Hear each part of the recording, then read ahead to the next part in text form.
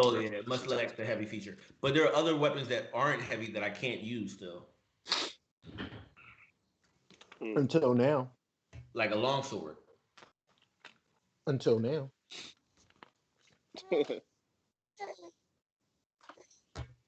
Well, maybe I'll find the magical longsword. Is it weird that I think of the Rift Breaker as like a giant fountain pen? Yes, No. I do. I thought it would be a spear, right? Well, I guess that is like a giant fountain pen. Then I guess it's not weird.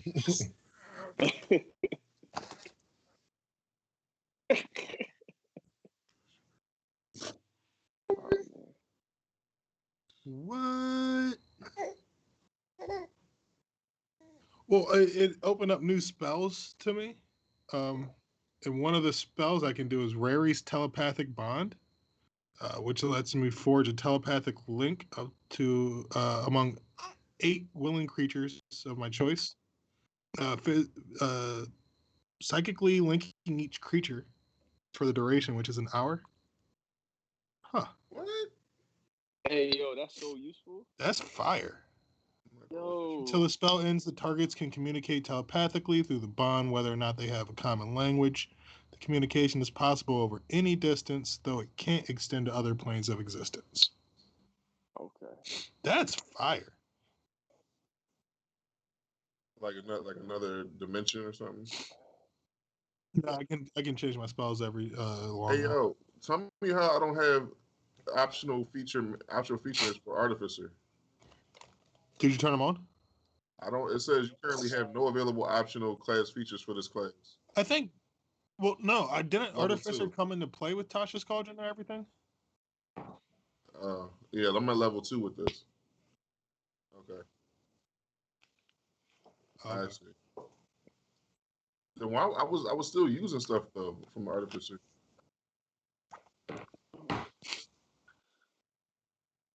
I'm not super. Level 47. Uh, that lightning lure was super cool. I don't know how I get cooler than that. You'd be surprised, because I have it too. Slow now. Hmm. Mass healing word.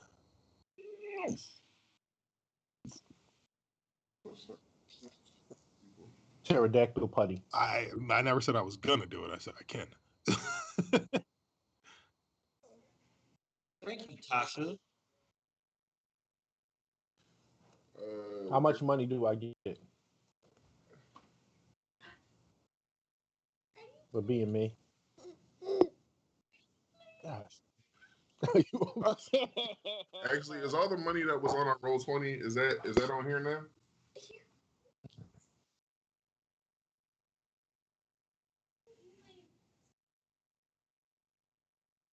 Wow. But do Oh, they yeah. do they update in Roll20 or yes or no? My fault. They up.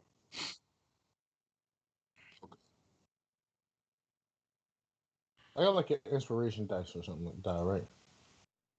Yeah.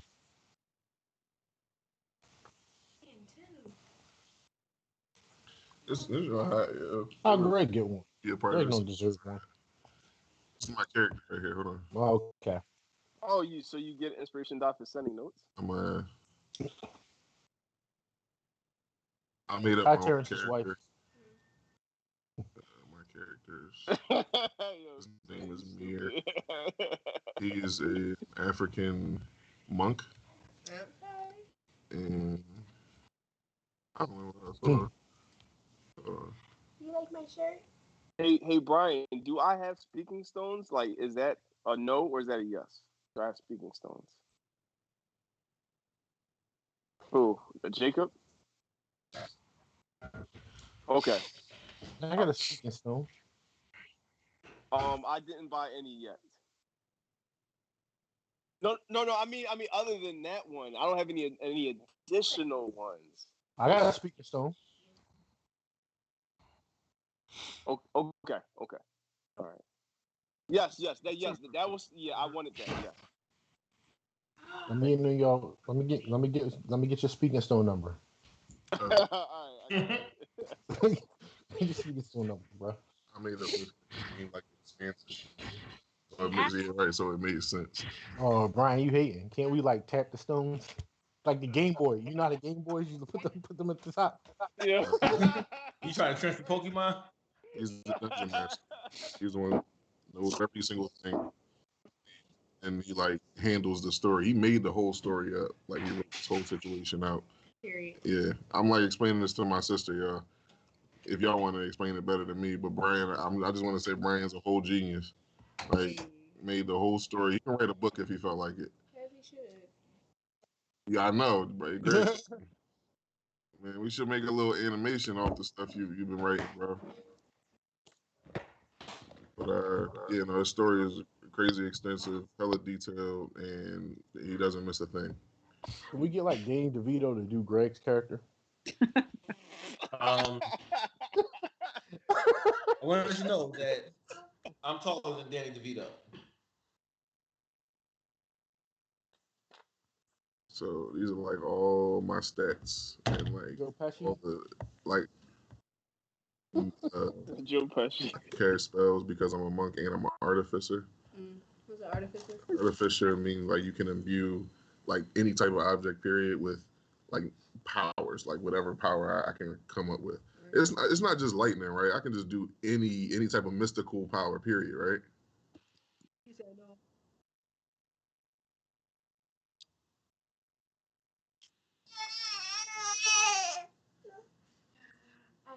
Oh, okay.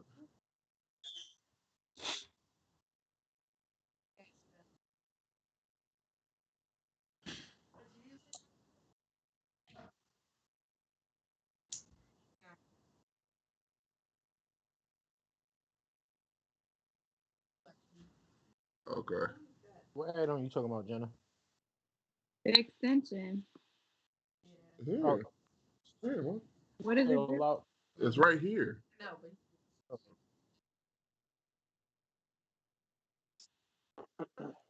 Just grab the track. My D&D Beyond? I'm gonna try to keep it here. Could I reload my D&D Beyond piece then? I mean, I guess this is there's a couple people in here. Deuces. Right. Oh, I see.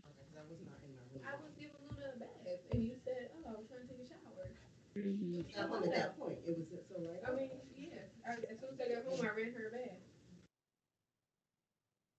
Spider, Melody. It says it is, I think.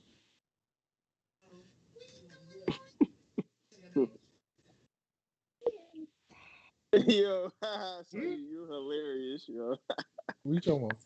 I'm talking about your comment in the group chat. You said she covered Rihanna. It wasn't like she covered Whitney. Yeah. Like, come on, let's be real.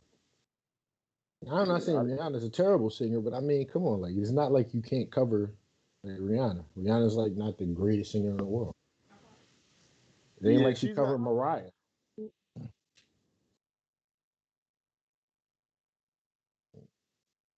That's Yeah. fine. No, I mean, I didn't listen to it. I'm just saying, like, it ain't like Rihanna ain't some kind of magical singer. You read my backstory? Yeah, I did. Rihanna's a monster, but yeah, nah, she's not the best. No, singer. she's a great artist, and that She's you know, decent. artists and yeah, there's vocalists and you got artists, and she's a great artist. I mean, Yeah. Overall, though, she's a monster though. She was one of a kind. You know, one of a kind. Mhm. Future Isn't billionaire. that song like 5 years old? Why are we covering songs that are only 5 years old? I guess it was the last album. First, you gotta ask the right questions. All right. Rihanna. Yes, Rihanna. Yeah. I said she's histrionic, but I'm not going to say that in the chat. Anybody ever try to perm their eyelashes? Huh? Yo, you know what? Yo, you should do a mashup of all the ridiculous, and then last time when the Shadows Echo starts, yeah. Anybody try to perm their last time when the Shadows Echo? Did you ever do last time when the Shadows Echo? Yeah.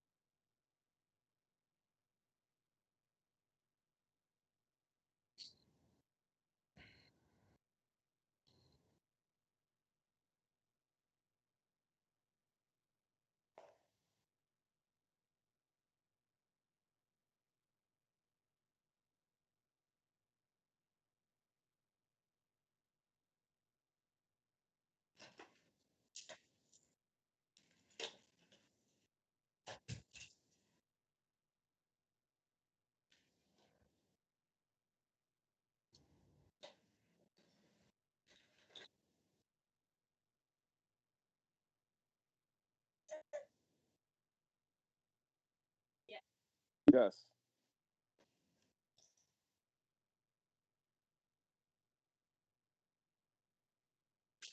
I'm a little confused. I'm sorry. You said the moral dilemma was to walk away from this dragon that's about to what be taking over or take over something and turn Bill Brown in. Right.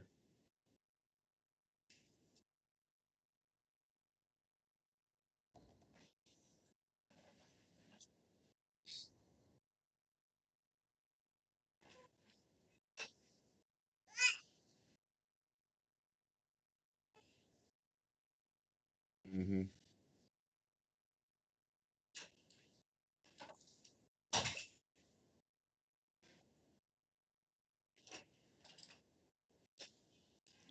Well, it's not. That's why I'm confused. I'm sorry, y'all. But the concept is that we could just go in there and prove to him that we're able to defeat these skeletons, and then go kick the dragon's ass, and then probably later down the line turn Ren in. But at the same time, what more dilemma do we have? That That's an in-game conversation that we can know have. what to do. I said, okay, sorry. The dilemma is that our group doesn't like being told what to do.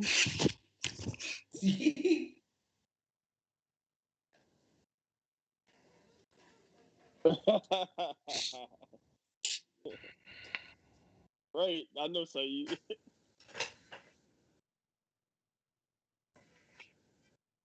I see.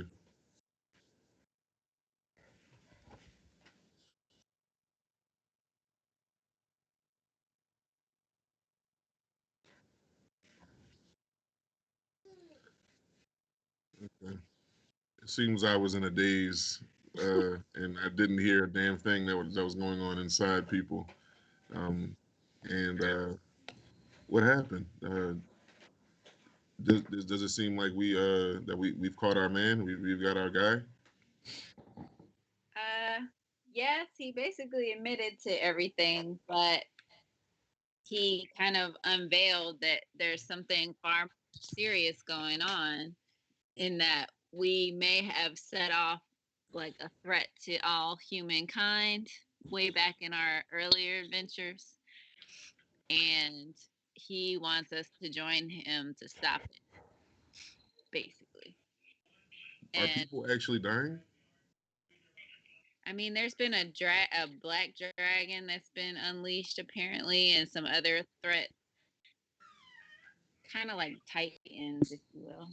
Mm. As far as the Black Dragon, that town is supposed to be abandoned, but there's a big chance it could travel and travel to somewhere like other cities, other towns. Okay, Cutlass. Cutlass. He believed the dragon is going to Cutlass next. Where's Cutlass? Yeah, where's Cutlass?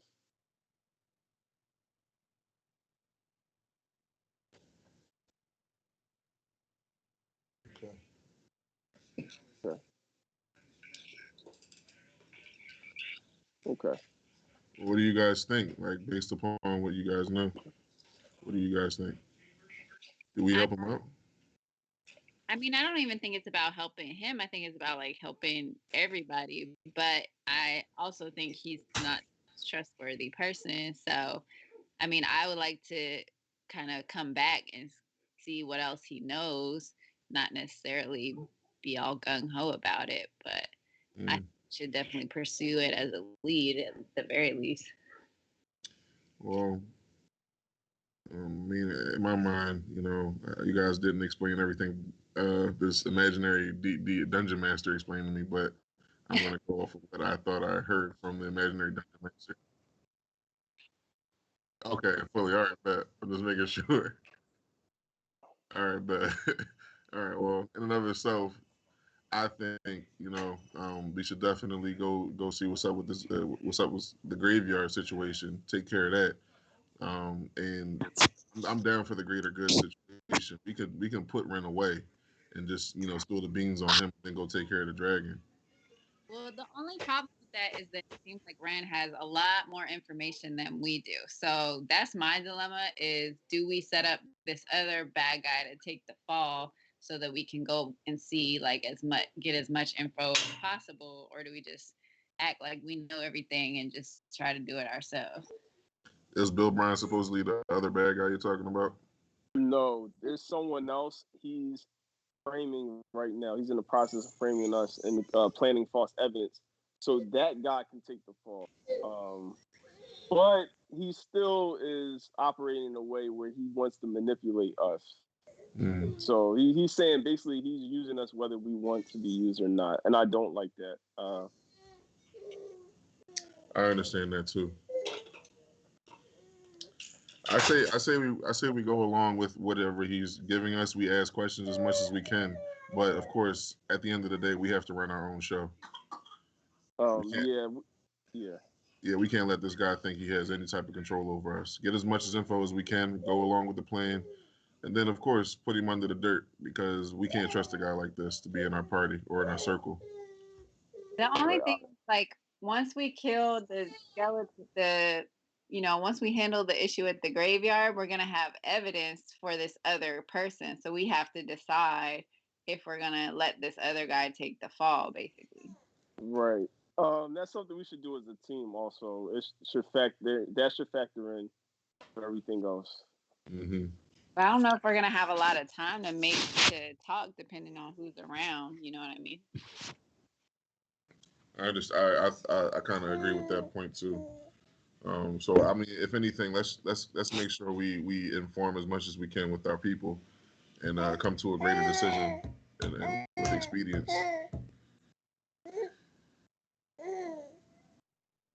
Yeah, I mean, I'm assuming that once we handle everything over there, it'll appear as this other person did it, and then we can get with the team and see if we want to exonerate him and pin it on Ren. But I'm assuming that the other guy's going to take the fall by all appearances. So.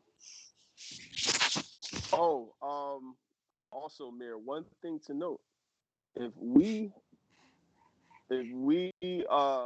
expose Ren and Ren goes to jail, his zombie army will still continue to grow in this town and plan to basically I guess consume everyone in this town and still carry out his plan to try to take out that black dragon. So that's one thing to note. Stopping him won't exactly stop his zombie army.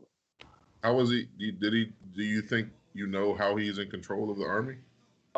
Necromancy, and we barely understand it. Mm. So it's not just a lasting spell. You can't just kill him and then it'll be done with. You think? Yeah, that's not what he was. Yeah. He inferred that. Yeah, that there's no way to kill him and stop it. Or sounds like he's been on this for weeks and weeks, possibly months, and that's why I feel like we should find out what he knows. I got you. I'll take you guys' lead on this one. I mean, you guys take the lead on this one.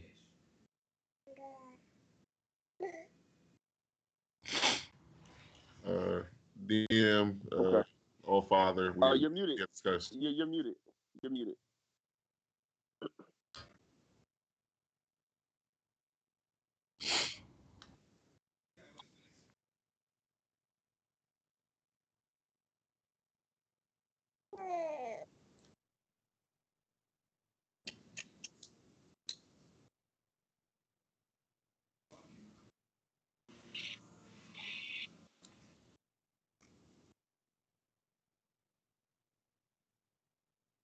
I want to take short rests. As long as Bill Braun doesn't. Can you hear me? Yeah, I can hear. I hear him. Speak again, bro. That's them skull candies. You just called your You headphones. have on skull candy headphones.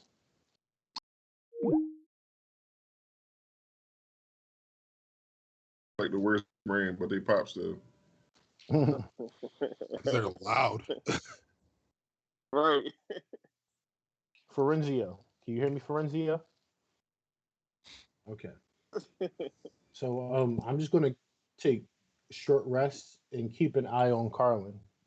Basically, if he leaves, then I want to do something. But if he's just gonna sit there, then I'll just take short rest with him there.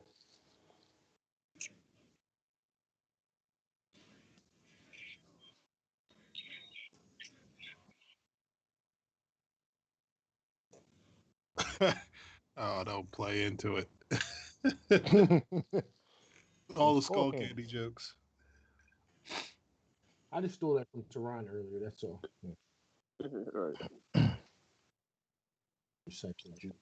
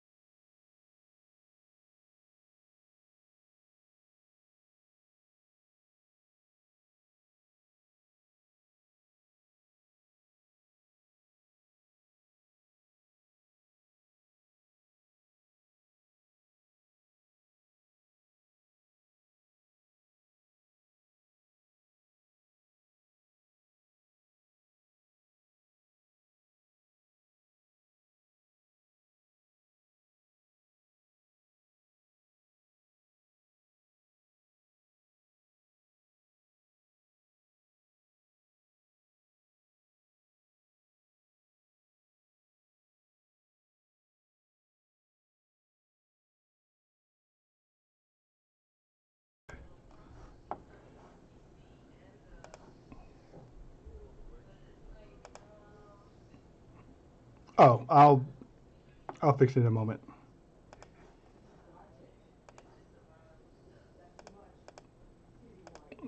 It's currently based on being able to see in the dark, and your character is not there, so you don't have any vision.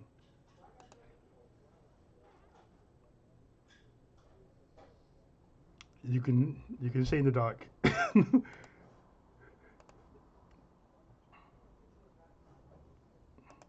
Mike, Mike, Mike, Mike, Mike, Mike, Mike, Mike, Mike.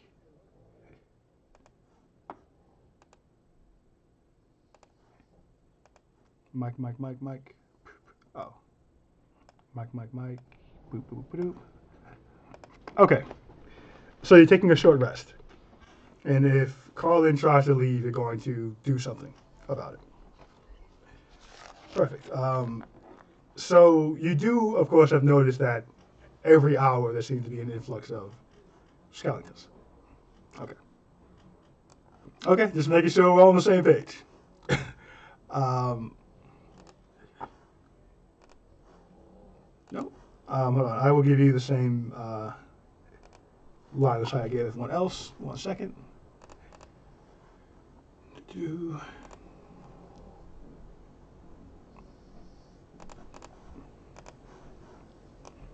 should be able to see now. So, Midas, before you do, or as you're taking the short rest, you notice the skeletons have started to form a bit of a human ladder, climbing up on top of the dome itself. They are making sure not to slide off onto the other side of it, but they are covering the dome entirely now, on one half of it.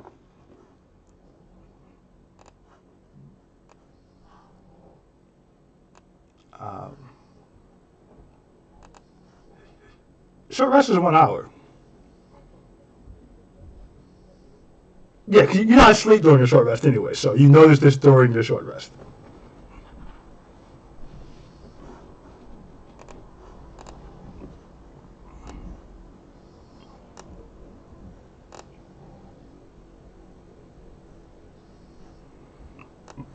Okay. You see X meditating quietly, and the calming moon is still sitting and watching. And then we add in the new skeletons as an hour has passed.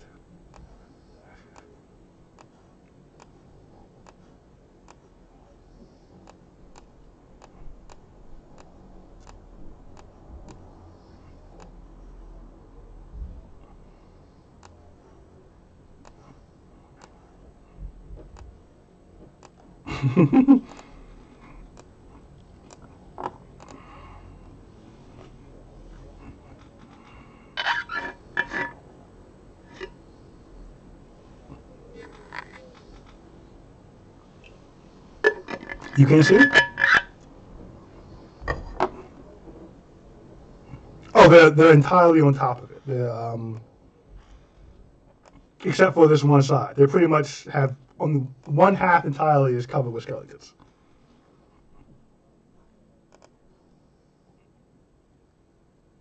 Okay. Go ahead and roll the damage for me.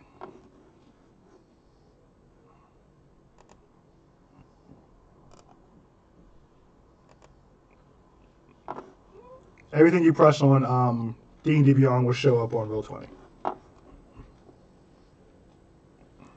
That wasn't great.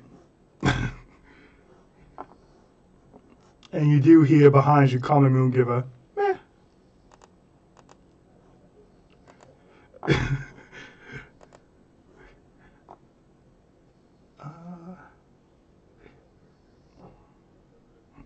Fireballs can do a shit ton.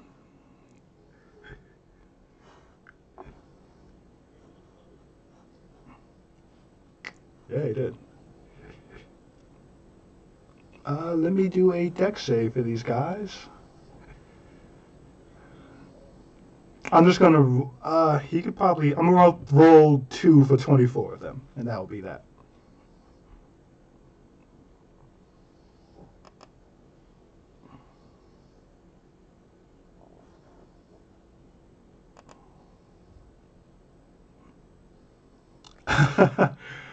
Well, they all saved, so they all take 10 points of damage, and they are all still alive.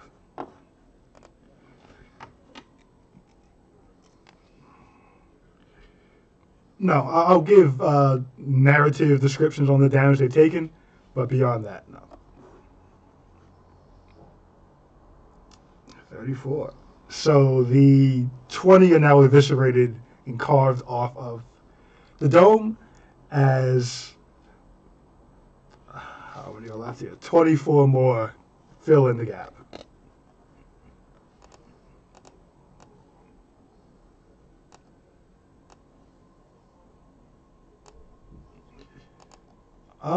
Let me see.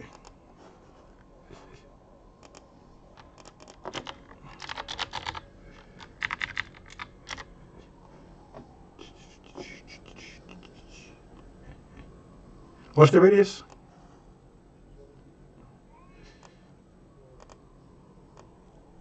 Radius. Radius.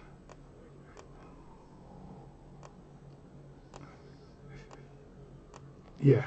No, it's pre-made something.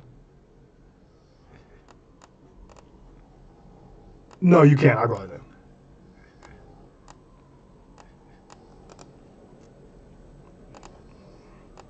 No. I'm still stretching it.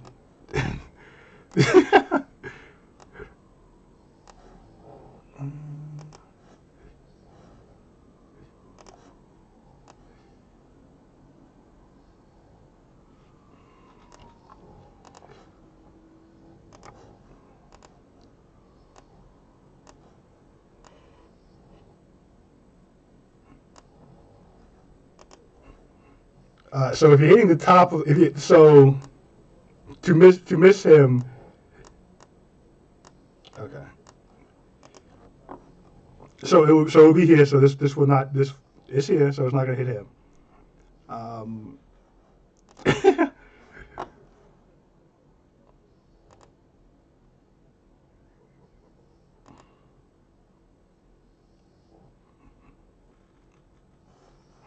So between your two fireballs, you're going to destroy all but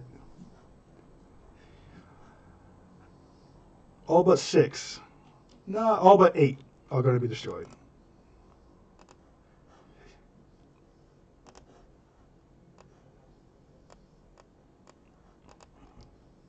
All right. Magic, magic can't go in or out.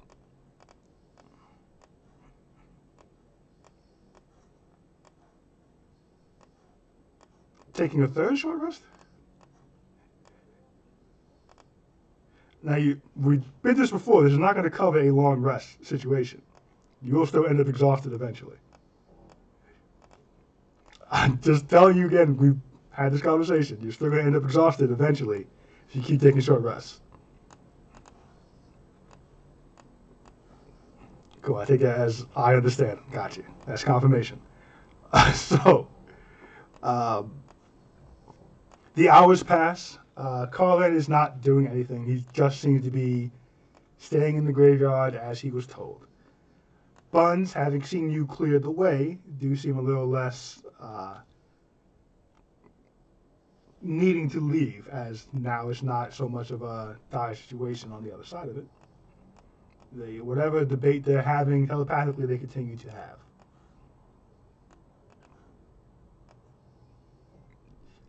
I don't want to just delete him in case I need him again. That'd be annoying to have to bring him back in.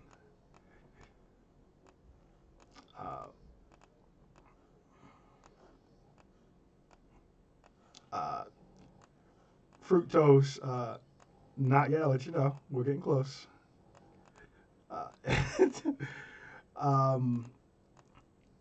Fructose looks at you and says, "Yeah, it was well done. Very well done. Nice fireballs." Probably, but live and learn.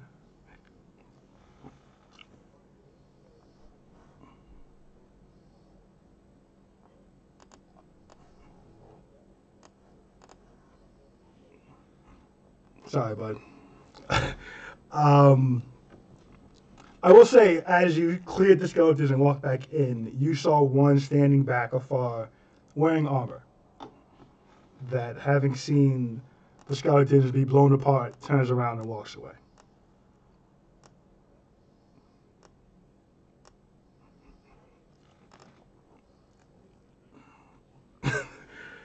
So,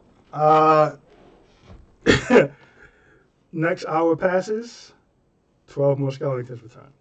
This time, or maybe every time has been, being led by the one in the armor.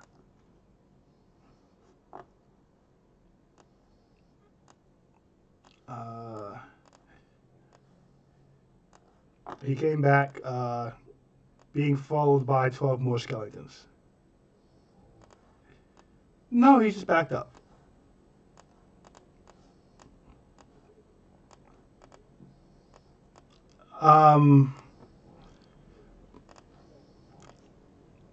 You can't see him because you're taking a short rest, so you're not paying attention. You do know this skeleton's approach, but you're not gazing out on the horizon.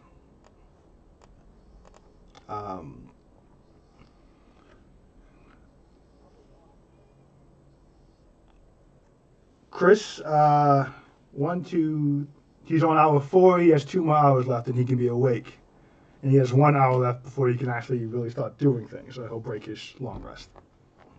But he'll be awake in 2 hours. X will be awake in 2 hours as well. And the group will arrive in 2 hours. So everything does converge in 2 hours' time. Sansa will still have 1 more hour before he can do anything routing.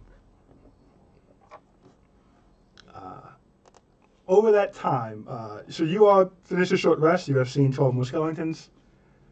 Buns does stand up. Fructose says to you, "I believe we're going to be going. This seems to be a repetitive situation."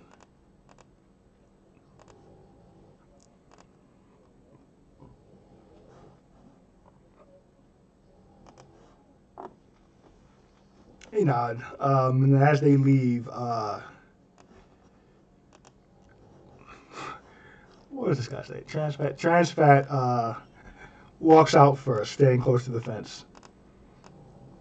While Fructose stops and looks at you and says, "Do be careful out here. There's a lot in this graveyard from what we've seen."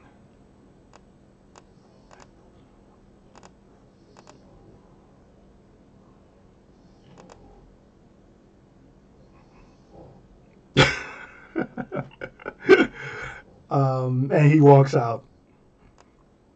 And you see him and Transfat disappear in a purple mist.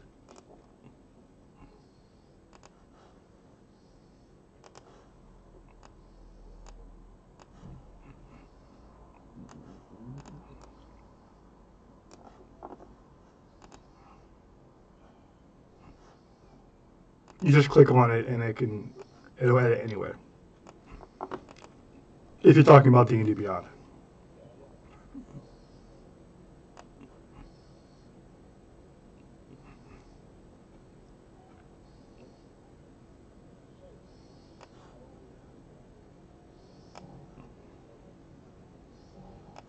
Okay.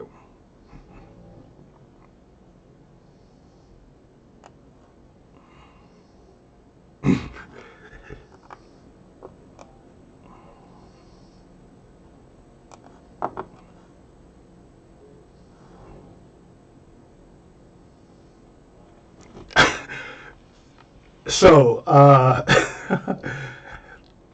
you don't have to narrate your notes, but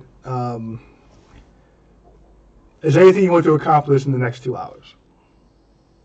Yes. Okay, so to be very clear, these are not going to add up to a long rest. At this point, you're not doing anything but not paying attention for an hour.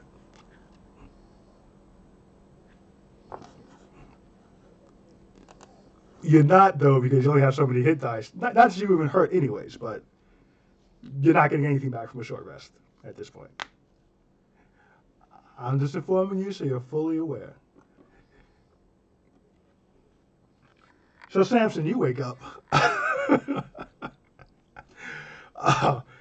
You finish your 6 hours of actual sleeping. You still have 1 hour left on your long rest. And actually, you do come out of your trance from your meditation at this time as well.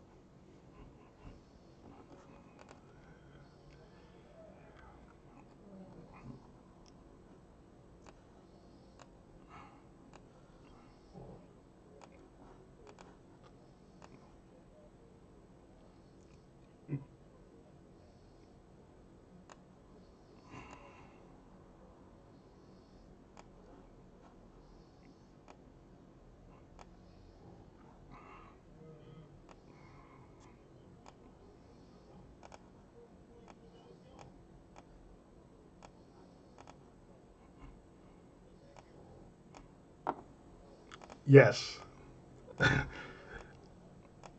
He's outside the hut. Sound comes out the hut.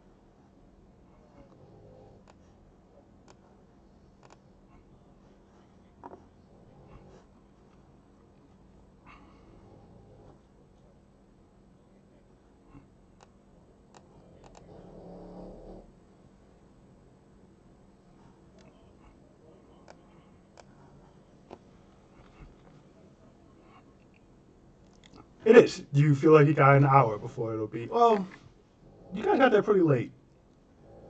Um, we'll say you got 20 minutes for sunrise. Um, oh yeah, this whole thing's gonna be lit in a second.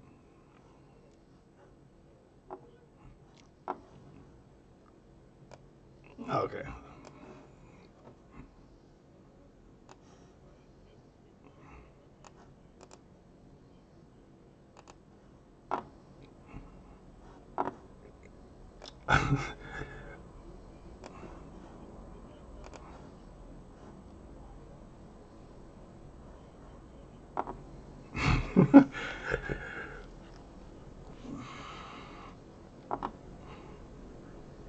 It does. Yes. Um, I also will point out that the skeletons have once again started climbing on each other to climb on top of the dome.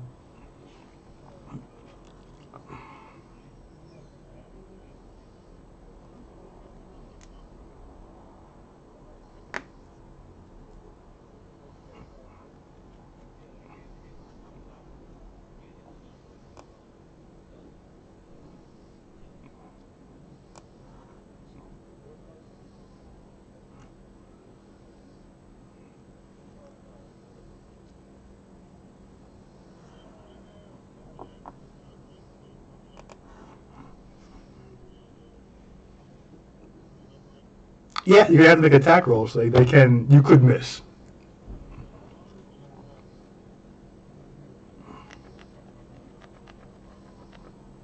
Oh, yes, you would. Good call. Very good call. And likewise, Samson, you are aware you have an hour left on the hut.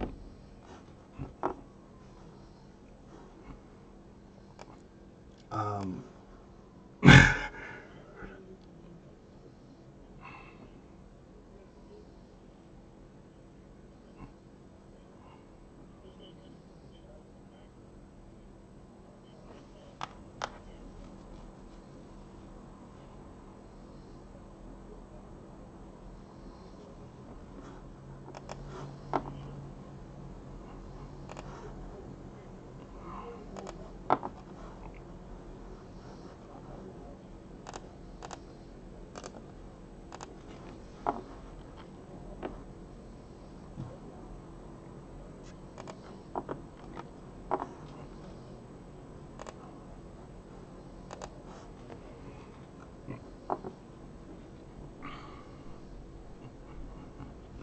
well, around the same time, Assad, Davina, and Mir, you make your way to the front of the cemetery. You see. I'm just going to change the map real quick so you guys can see it.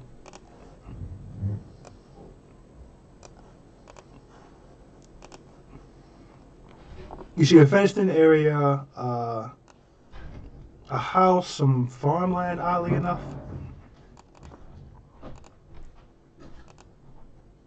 and a gate, but that's it at the moment. What would you all like to do?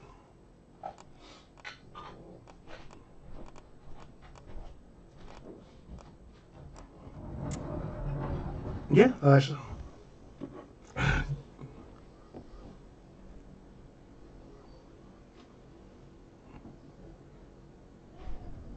you're welcome to do that. As the group walks in, Mia kind of runs ahead to climb the roof and get to the top to kind of give a good look at the area.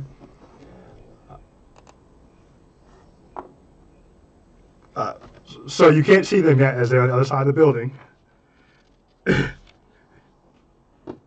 Well, he is, but they're coming in from here, and you're here. Line of sight isn't going to be able to see the gate. Yeah, you can't see them. Mir, you have no issue climbing on this roof, though it'll be a little hard to stay on top of it as it's very slanted. But you are a monk, and it is still a very slanted roof. You can straddle it. That's an option. Be uncomfortable, but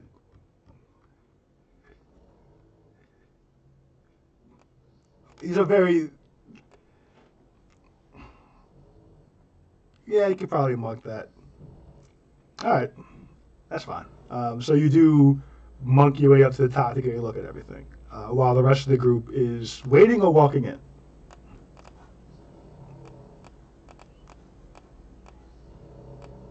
No, you did see Mir walk right through it. It wasn't locked. Nothing happened to him when he did.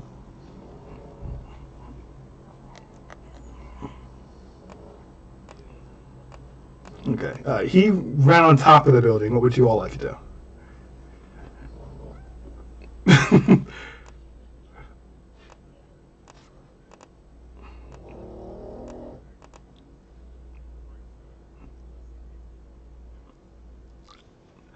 What would that signal be, as you are new to the group, and I'm not sure you've worked those kind of things out?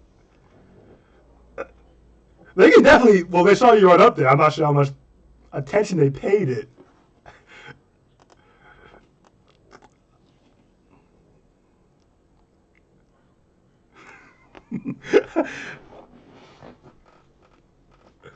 You did not think he was going to say that? You did not think that at all. Davina and Assad, as you are walking, do you look up to see what Mia's doing up there?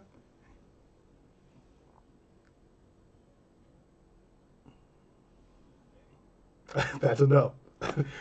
They do not see you. You're doing it, but you do notice they are not looking at you at all as you're running up there. But Mia, you do see the tiny hut which you have seen before. You recognize that as something your group can do. You see a shit ton of skeletons. You see X, and you see a tiefling just kind of sitting there. As Assad and Davina make the corner, and you see X. And you see a tiny hut. And skeletons. And as you continue walking, a tiefling.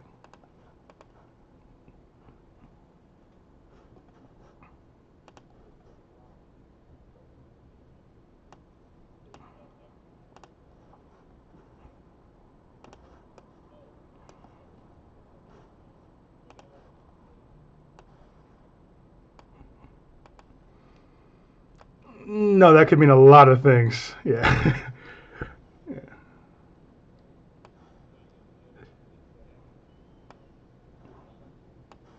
Calming moon.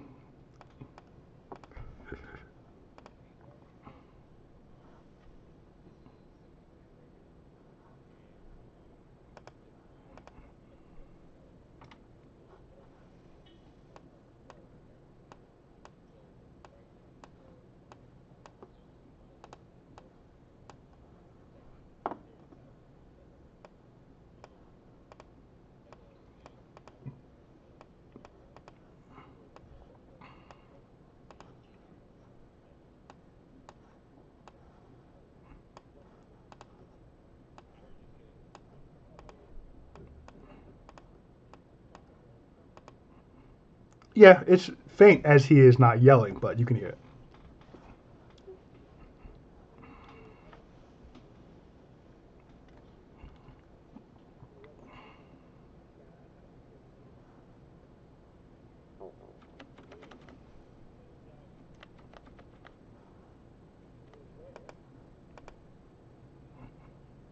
Ren, do you still want to be on the roof? Not Ren. Mia, are you still on the roof? You're muted.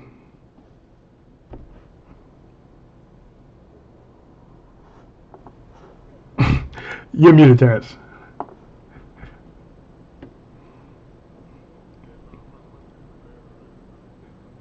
Okay.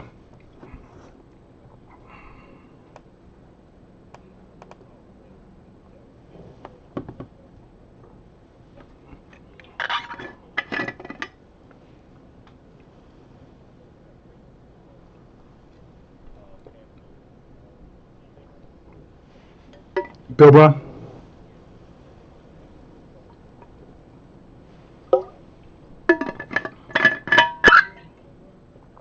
Everyone hears all of this.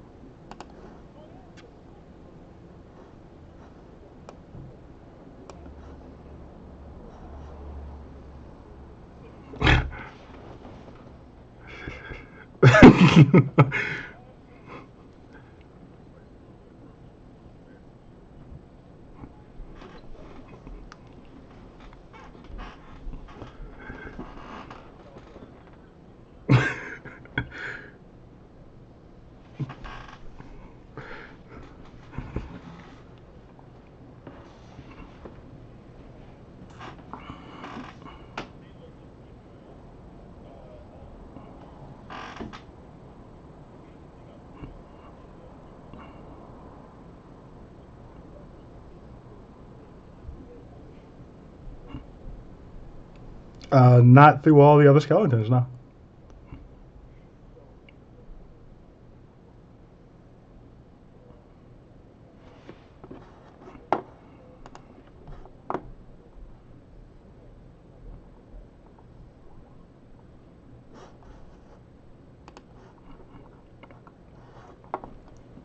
Okay. Give me 1 second, really quick.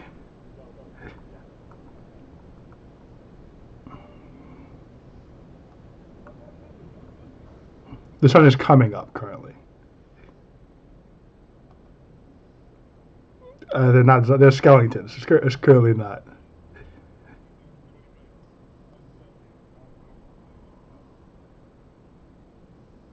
No. They showed up at the same time you showed up. You woke up. They were showing up at the same time. It's an hour until they showed up. Yeah.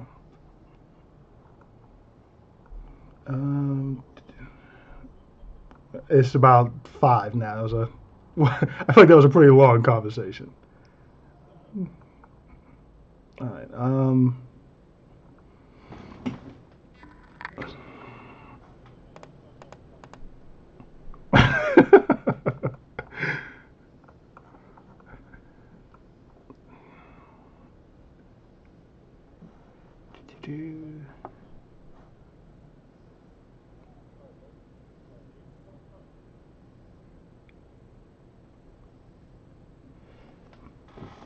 Yeah. Okay. So you drop the fireball right in the middle. That's going to hit all of them. Middle. It might as well be the middle. It's going to hit them all. No, we've talked about this already. You drop it right here on click and hold. They came back.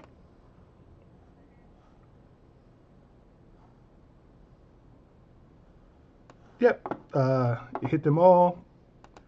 25.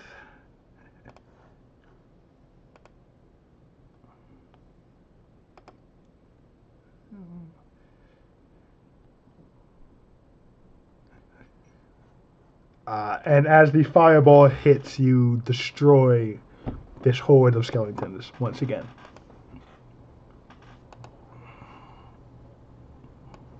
As the smoke is clearing, you do see. Give me a perception check, actually.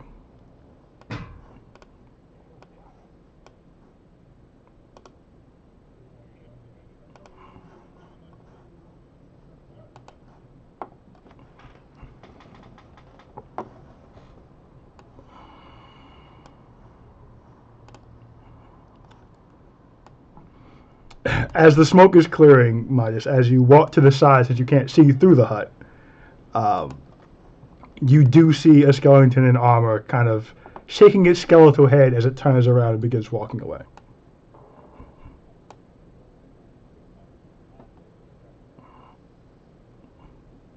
So you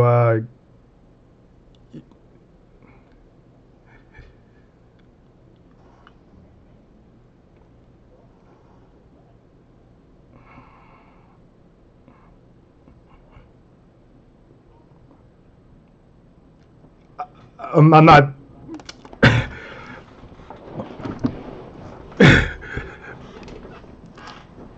The group levels up as a whole. I have milestones in my head, so it doesn't matter how many people you kill on a given day. You can very easily throw a fireball over there.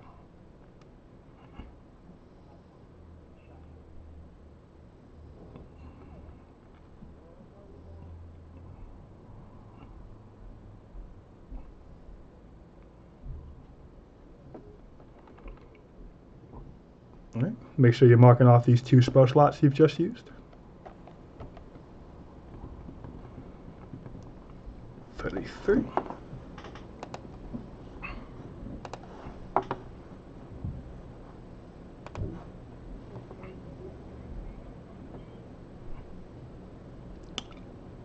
He did it pretty rapidly. He threw 1 fireball, kind of ran to the side, and threw another.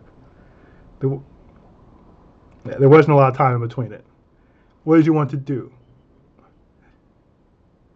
I would say inspiration would break your rest. Because you get those back, so yeah. And it wouldn't change anything for this because it's not a roll for him. So you throw this fireball, and you do see the skeleton pretty much explode from the impact, its armor shattering across the graveyard.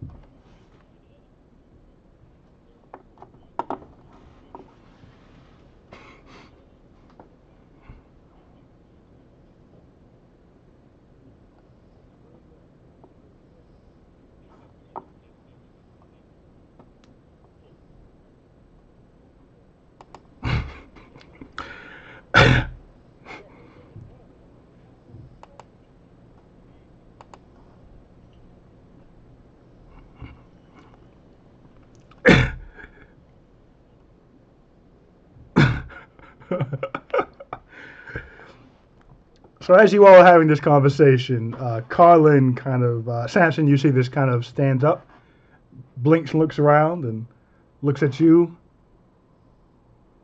Why am I here? What have you done to me?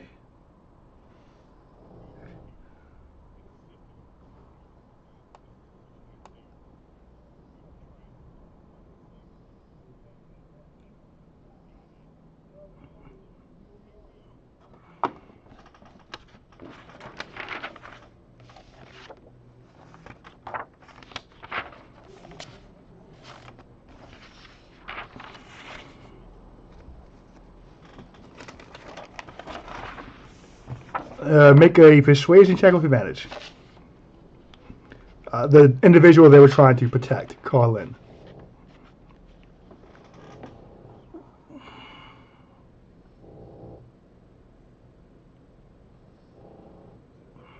Yeah. 20. And the sun is coming up, so I'll take off the effects so you guys can see everything.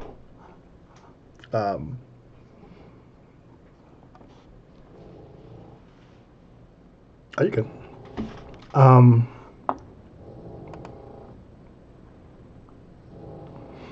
Sorry, I thought I was going to sneeze.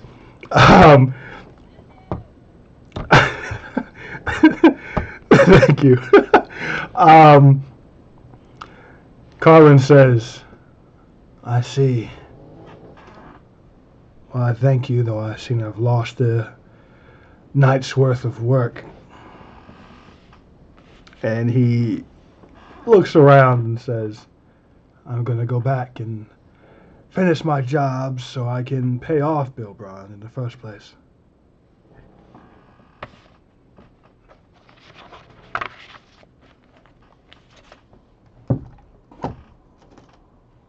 He's turning to go, and he stops and says, What?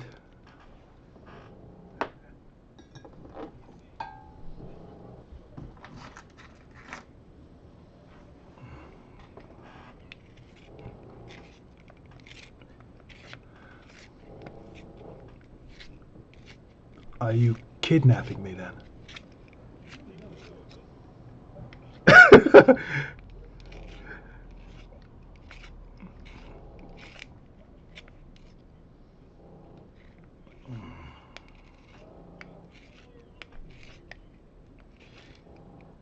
Safe or not, I still owe Bill Braun money, and I can't recoup that. I can't pay him if I don't pay him either. I need to work to pay him.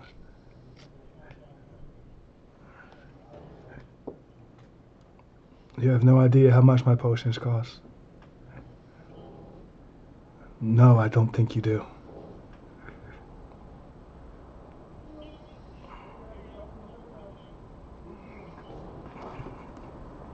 And Colin walks from the tiny hut out of the graveyard into the yard of calming you. Hello, all of you. Your friend seems to think you're not going to let me go back to my work. Is that the case? He says to the group at large.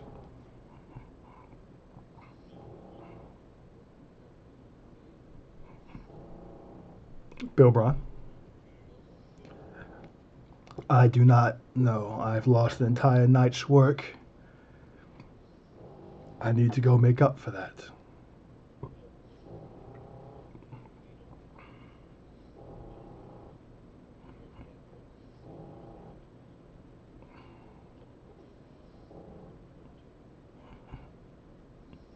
Well,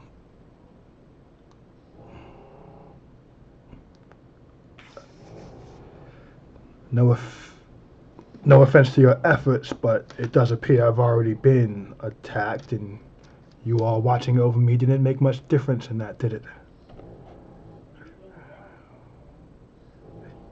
I'm also still in debt, so here we are.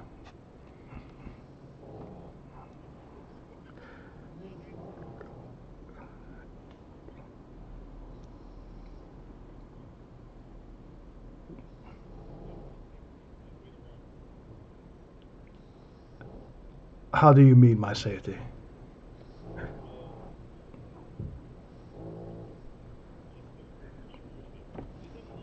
I'm not in the graveyard. We are now out of it, and I plan to keep walking out of it.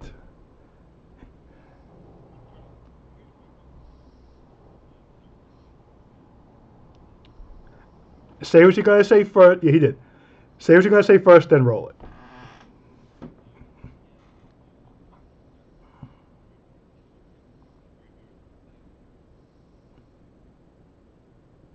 That's persuasion?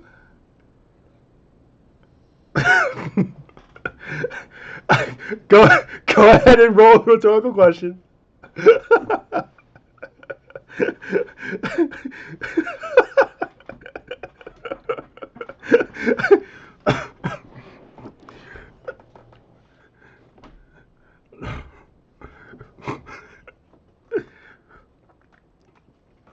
18. Okay.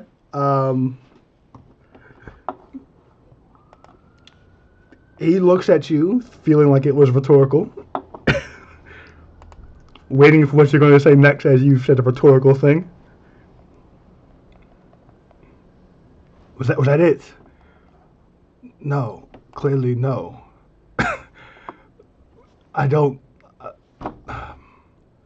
I'm not certain what that. He looks a little frustrated.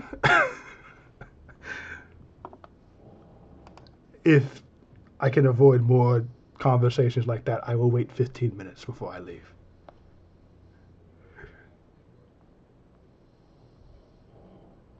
And he really does seem like just frustrated. He's doing the math in his head, and waiting 15 minutes makes more sense than hearing you guys out one by one if that's what's going to happen. And he goes and leans against the fence. You still have about 20 or so minutes. You can come out the hut and you can talk. That won't change that.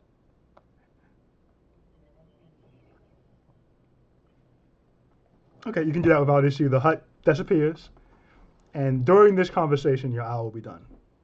Assuming you guys don't do anything weird in this last hour.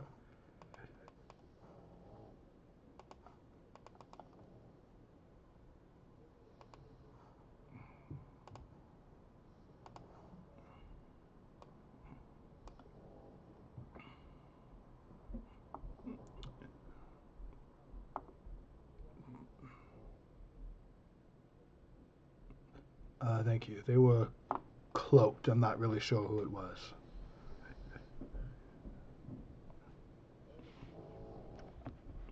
And he thinks for a moment and kind of shakes his head. I'm pretty sure I explained this pretty thoroughly to that one. And he points to Midas.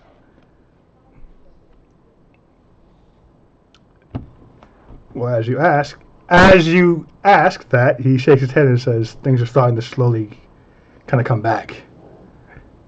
as he has just recently been freed from whatever happened to him.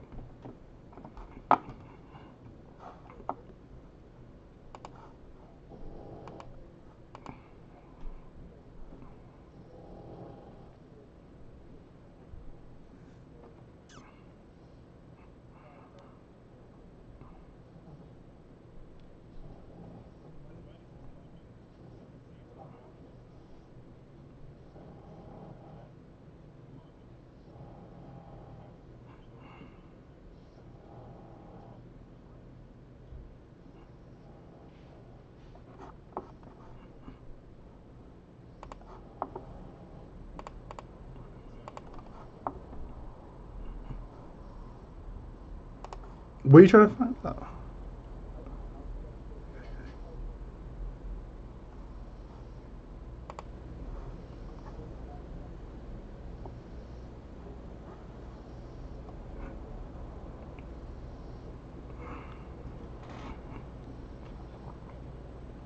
Okay, first go to your equipment, go to the medallion, and roll the 1d3 to see how many charges you get back for the day. Medallion of Thoughts, and it'll be in the description, and you can roll. Hit the button to actually roll it.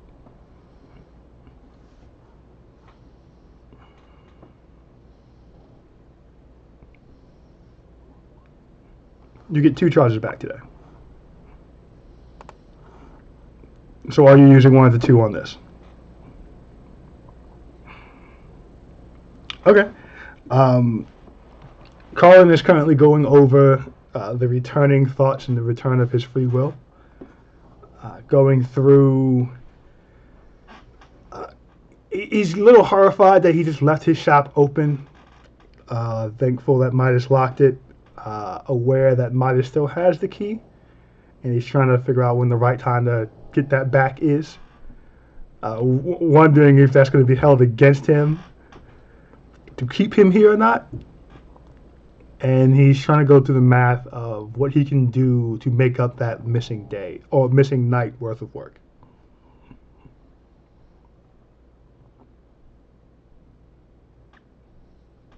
Mia says to the group.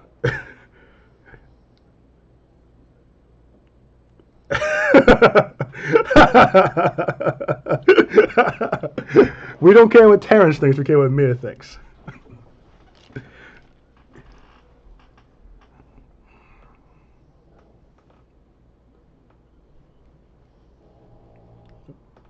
Nope.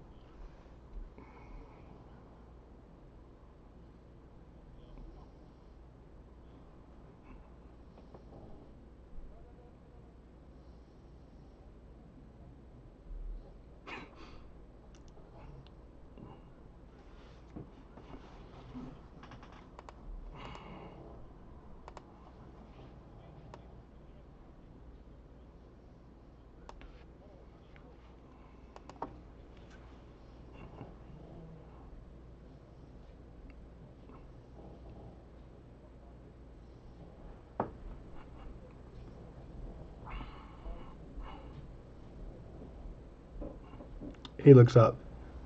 That you do, may I have it back? Talk? No, I mean go ahead, talk. Oh, we're leaving now.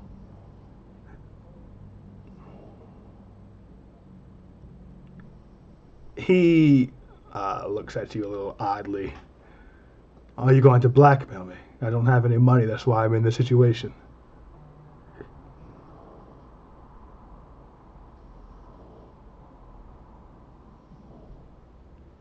He pushes off from the fence and where are we walking to?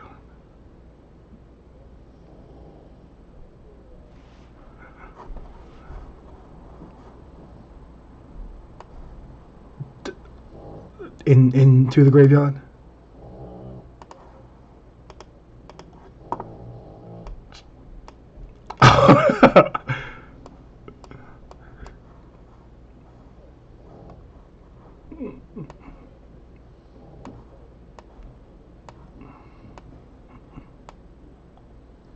He nods and says, all right.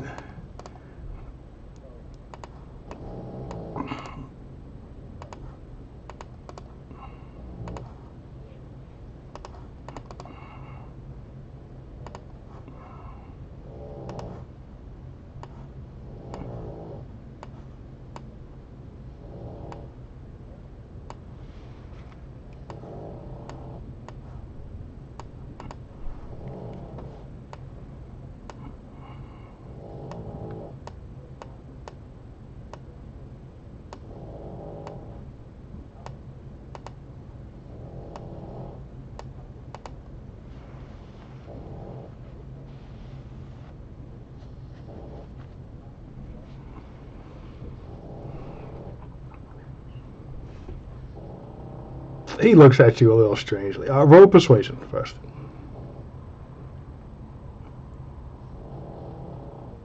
No. No, not got this. Unless you want to cast in front of him. Jeez, 27. God, jeez. He looks at you a little strangely and says, so you want to pay off my debt to Bill Braun? Then I'd be indebted to you to be your personal potion maker.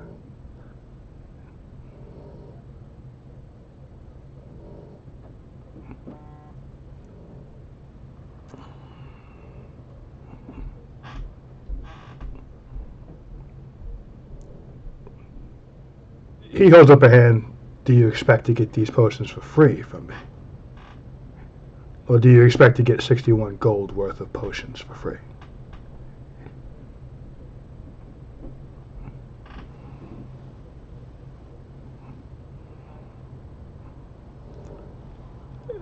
He smiles. Oh, I see. I've heard this conversation before. This is interesting. It came from a little gnome, very charismatic. Went by Bill Braun.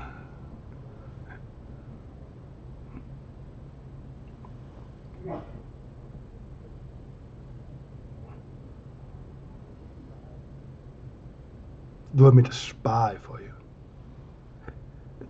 Who would I be betraying? My friends, people around me, people I sell potions to?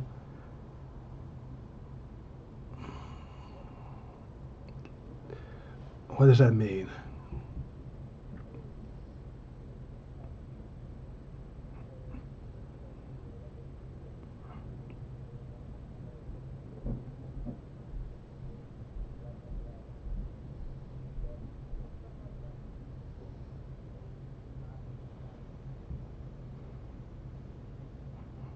Give me another persuasion check.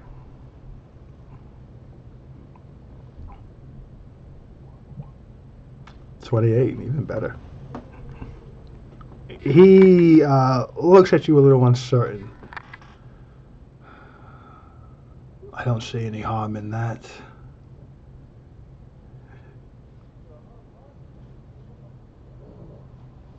Nothing's free, and you've made it clear this isn't.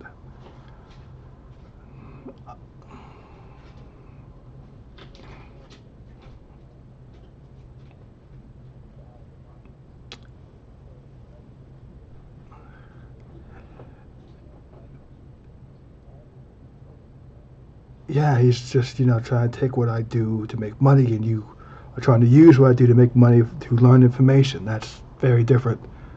I'll do this thing. Is this a lifetime contract I'm signing away here?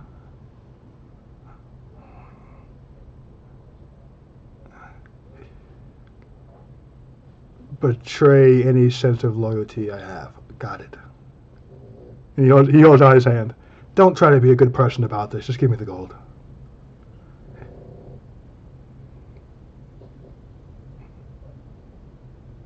He pockets it. Kind of,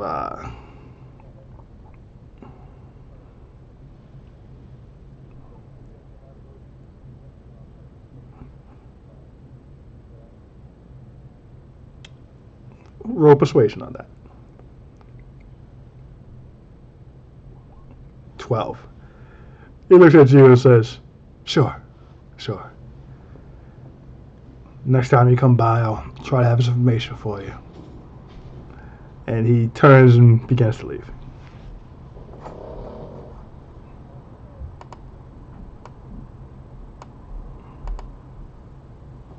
He stops and looks at you.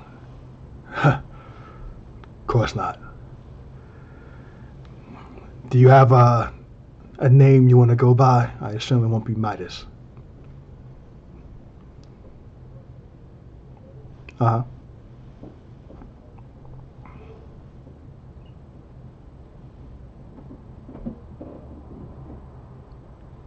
Nice. He tips his cap.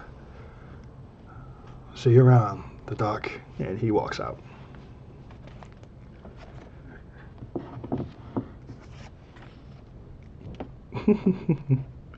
Uh,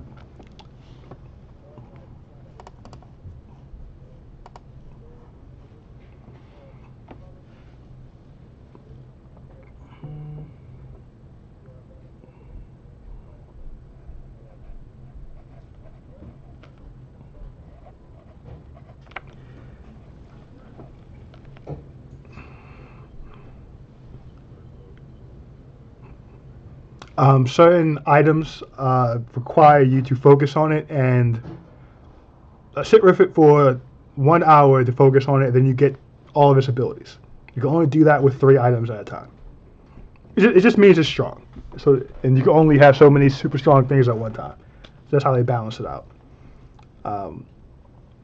Calming Moon looks to you, Midas, and says, well, thank you for spending time in my yard and for the fireworks display in front of it. It's now quite the mess of bones I have to clean up, I suppose, but...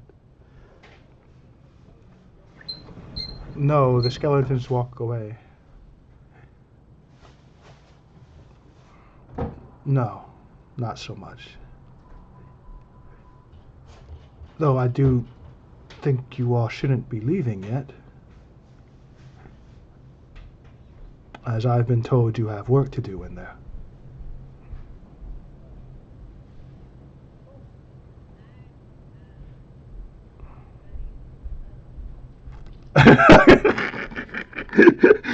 Hello, hold up. Everyone on the knee. Away from him, I assume. Is the huddle away from him, Davina? Okay. Oh, he did it. So you guys, so you guys go to the other side of the house. Do you want to go to the other side of the house, or where you want to go to huddle away from him?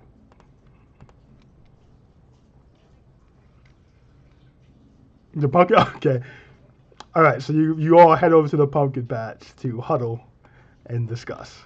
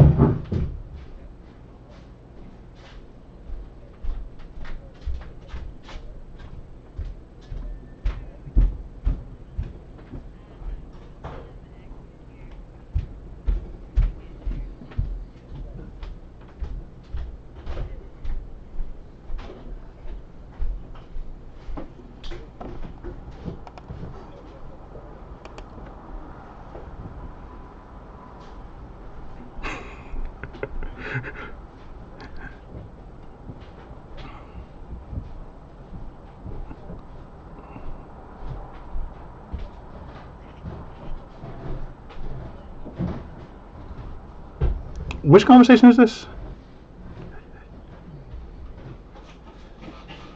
Mm, no, that was Assad. That was Assad and Davina.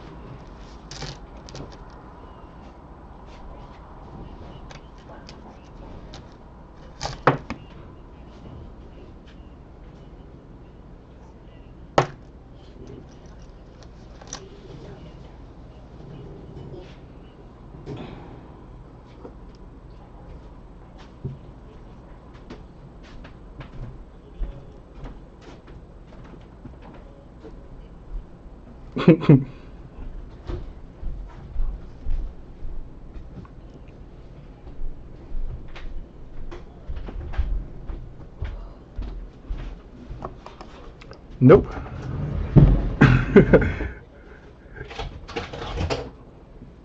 Mm-hmm.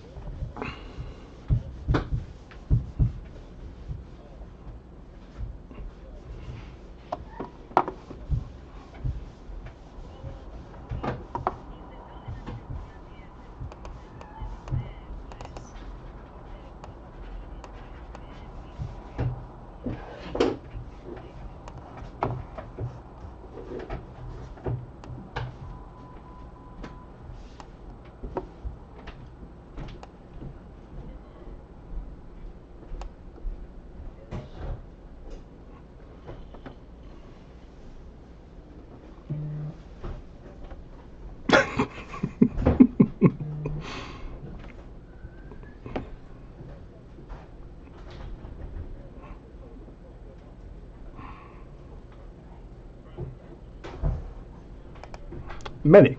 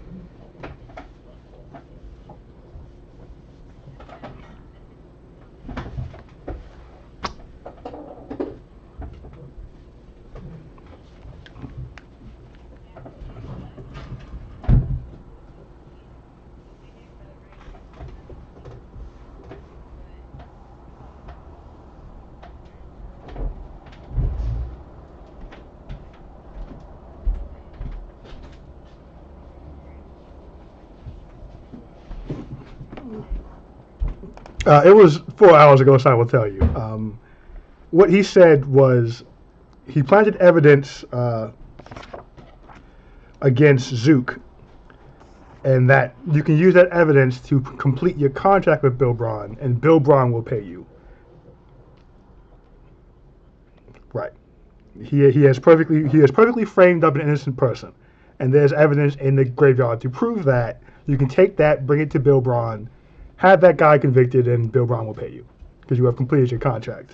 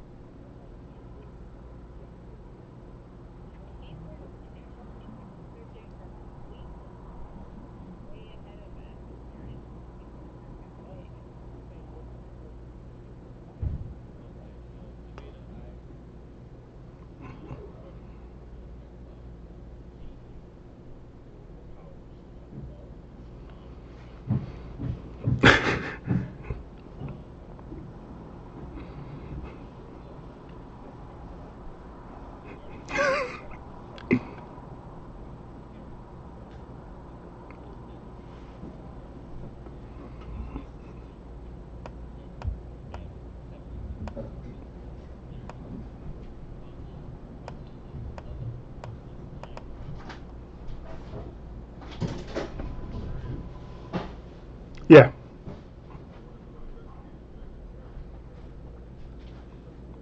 Do you want to walk into somebody's house?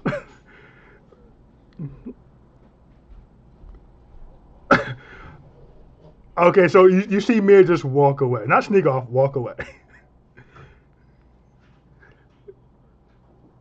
Okay, there's one door and he's kind of standing near it.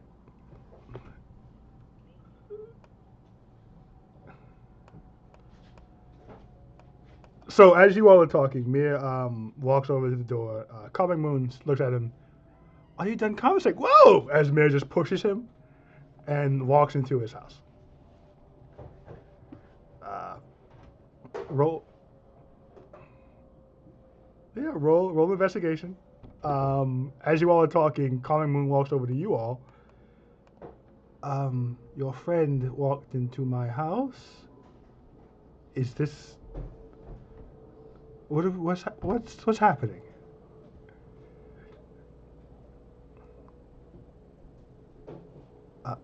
Well, I wanted to talk to all of you.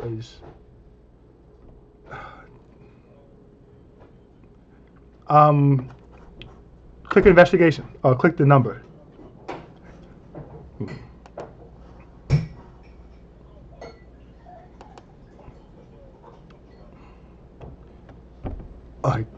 I. He looks at you, Assad. He looks at you, Assad. And he says, okay. He says, okay, and he turns and walks into the house.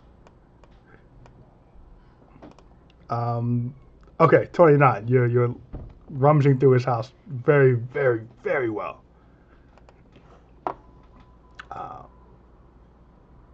Polite about it. And that is high enough to be polite about it.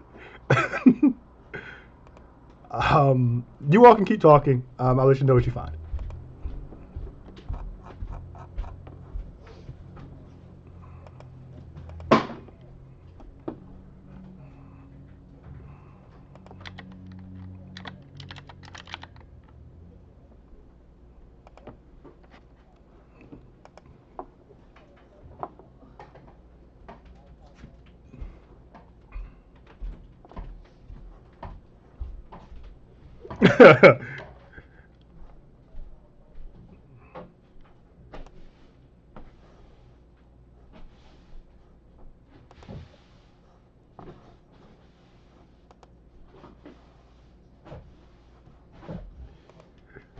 The group.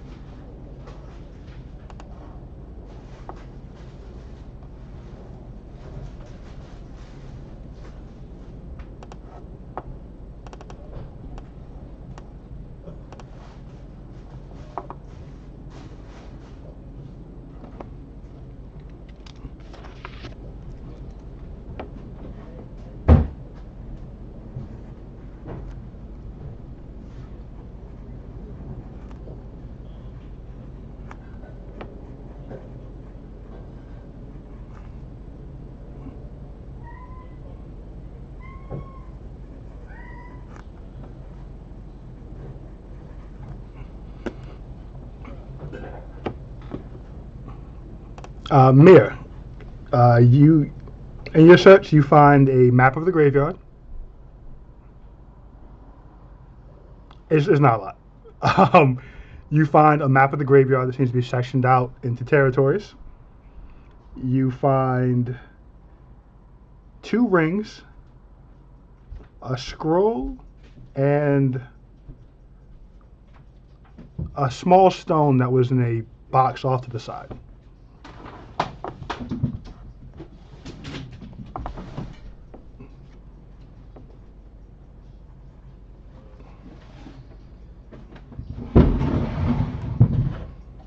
You got 2 rings, 1 scroll, and 1 stone that was in a box.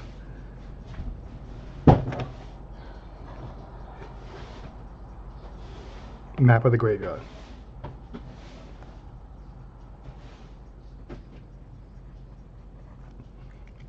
And I need a charisma saving throw from you.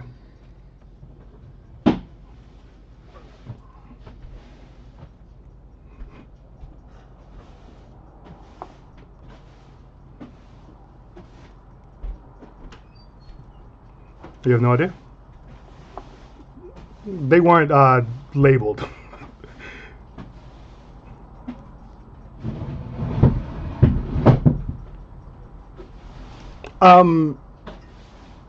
It's a spell. You haven't had a chance to like really read it to see what spell it is, though.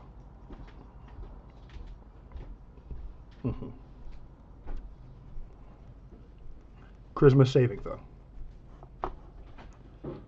It will be the box to the top left under your initial things.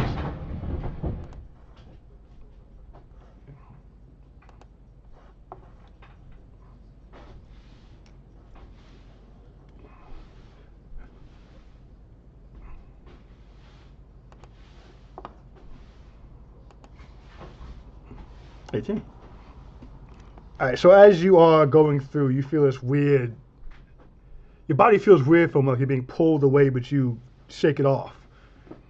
And as you turn, you see Coming Moon behind you with his hand up and says, "Oh, well, I would very much like you to leave if you don't mind." You know? You know he's not close to you. He's across the room.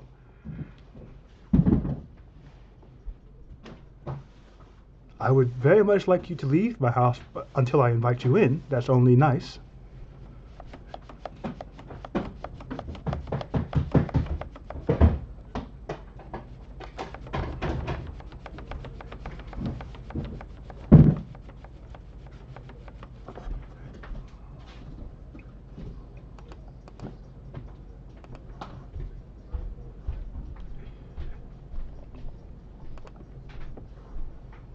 Make a stealth check. Oh, make a sleight of hand check for the.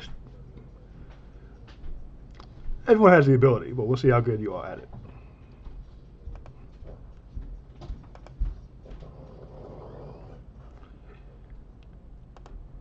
It's in the long column of all the skills. Yeah, it's near the bottom.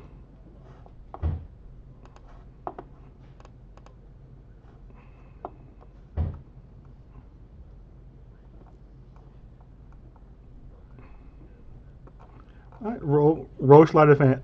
That's not going to help with this, but roll sleight of hand.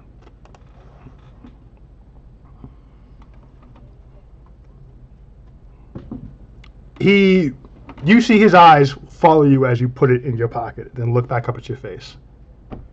Are you stealing from me?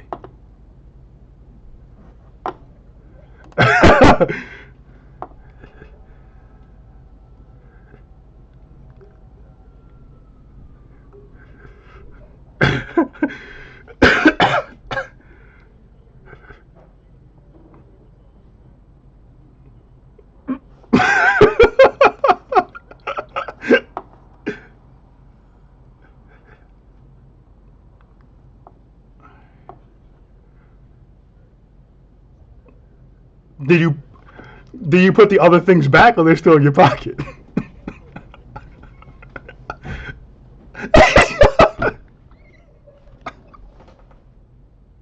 He's just looking at you. Like he looks and watches you put the one back. looks back at you. I am a bit confused by all of this.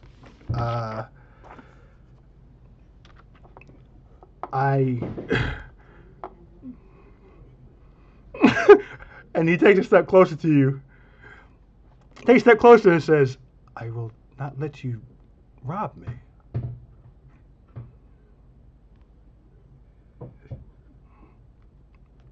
Are you saying that to him? Are you saying that to him? No, I'm not. So what is Mia doing?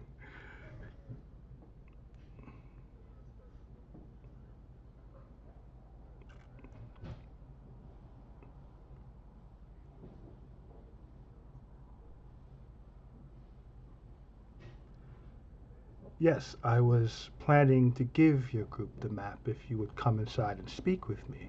So put it down, and when the group comes in, I will give it to you.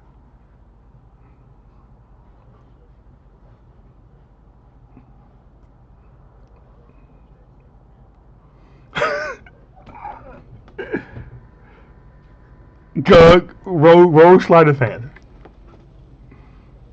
Yeah. So which of the items? Which of the three are you gonna take? Oh, you're not gonna do it. It's your call, man. So to remind you, you have used your Misty Step for the day. You haven't gone to sleep yet.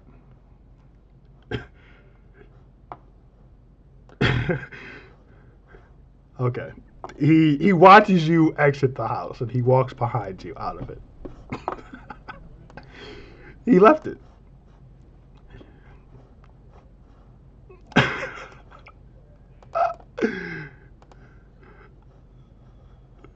That was fucking funny.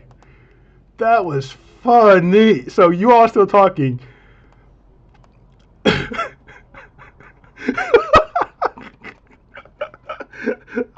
As you guys are talking, you see Mia walk out the house followed by Calming Moon.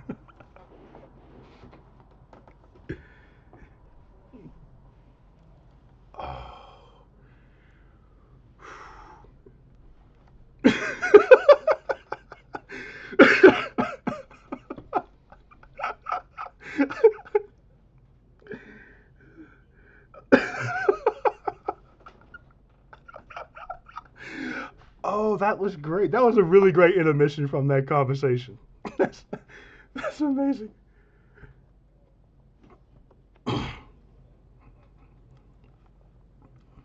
Calming Moon walks up and says, if you please be my guest and enter my house, I'm afraid I must ask, don't take anything. Why indeed?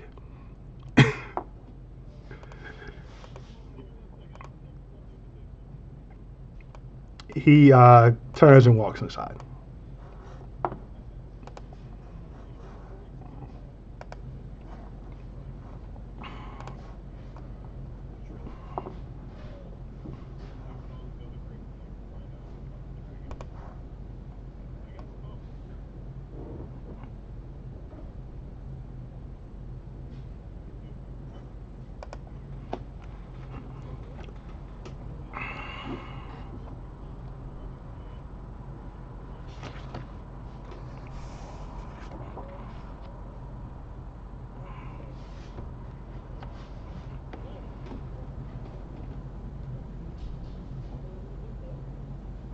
He did.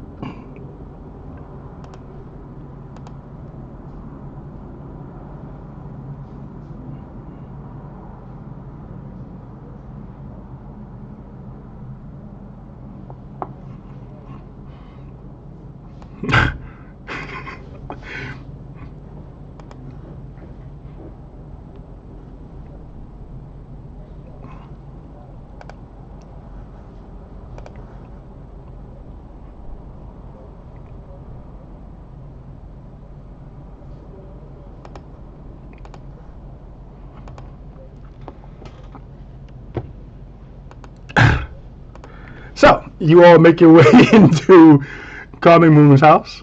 It's pretty plain. Everything seems to be in very neat, tidy order, as even though Mir rummaged through the house, he did it very politely. There's a few desks. There's a few things that were kind of put to the side in their own spot, and you see him putting two stones, or you see him putting two rings back someplace in a stone somewhere that seem to have been moved, maybe. And you see him also putting a scroll back somewhere else as well.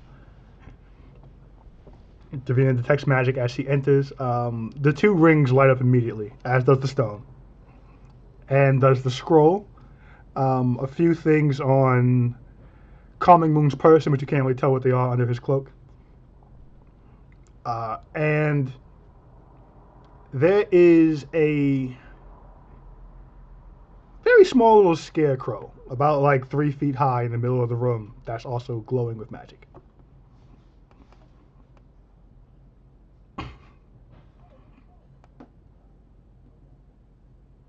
You guys can all see the scarecrow. It's in the middle of the room.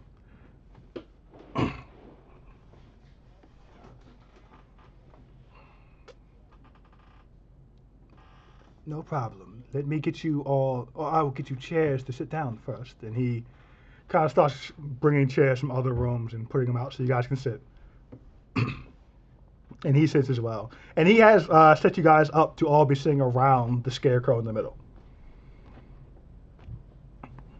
And he sits and says, well, I'm so glad that you decided to come in and speak with me. I have been informed that you are now aware of the situation. So it would better serve all involved if you had more to go on. Yes.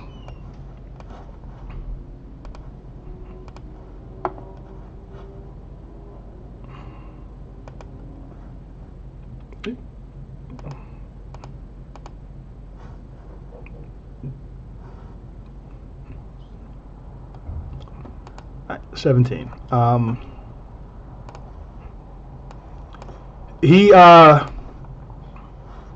He's currently speaking honest. He is not really trying to hide anything from you. He hasn't really said too much to give anything other than that away. He just seemed genuinely interested in talking to you all. He says, I have been informed you're here to solve the graveyard problem.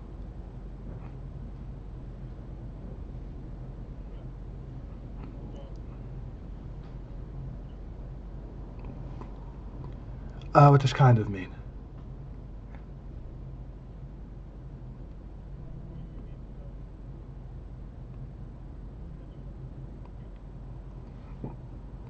You are an interesting group. He gets up and gets a map and opens it, pulls over like a little side table to show it on. This is a map of the graveyard. And he shows it to you all. Your friend was looking at it earlier, so we had a sneak peek, as it were.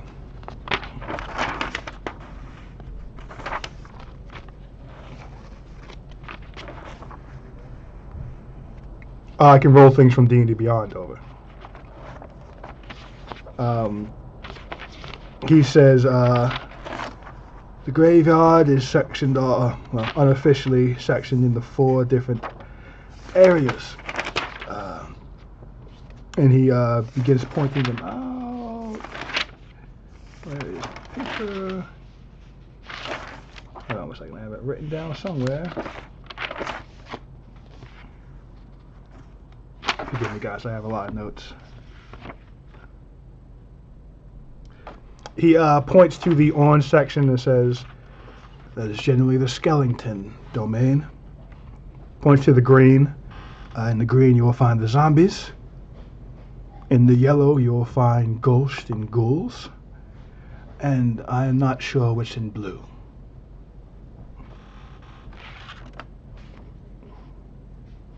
Orange.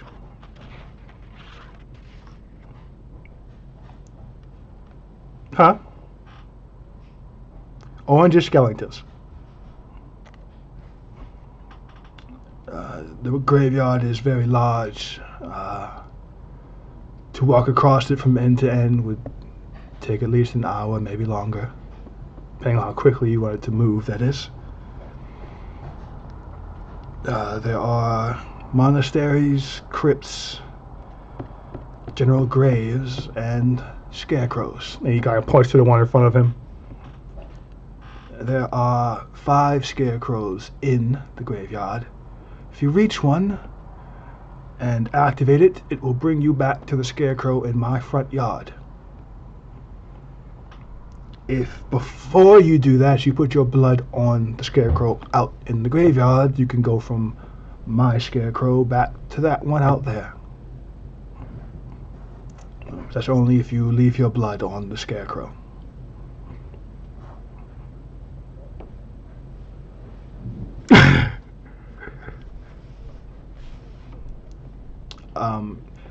If you reach a scarecrow in the graveyard and activate the scarecrow, it will teleport you back to his front yard.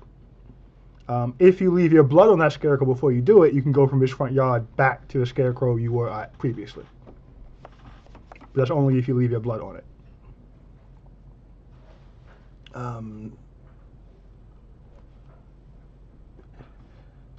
There are no +1s as far as that's concerned.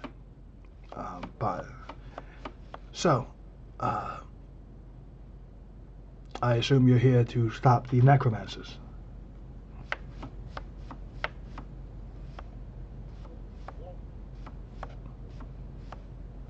Roll deception.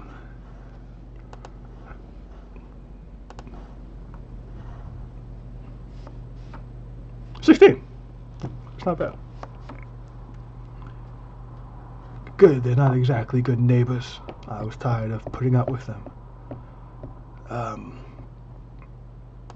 As I mentioned, I don't regularly go into the graveyard, but I do make sure the perimeter is intact, so I do walk the perimeter at times.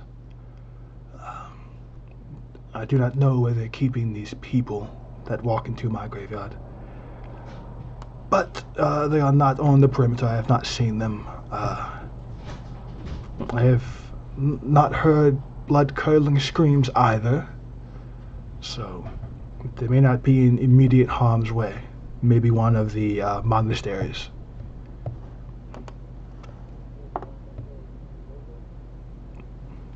Yes. Oh, not monasteries. Mausoleums. maybe one of the mausoleums.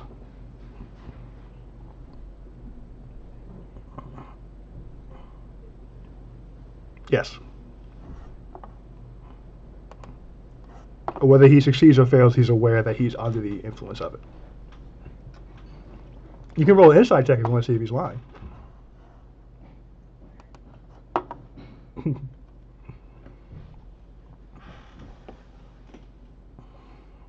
14. While he's speaking pretty plainly, he's a little hard to read because there's not much emotion behind it, but he seems to be telling the truth about everything so far.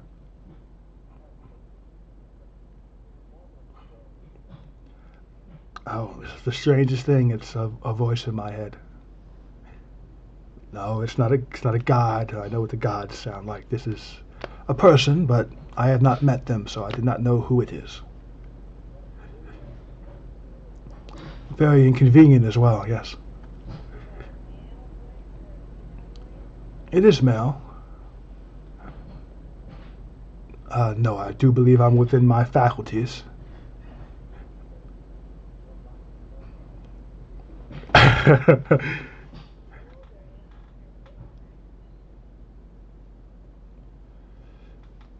The accent seems to be regional, of River's End. Not a child, definitely an adult. I don't know. You've never met Ren.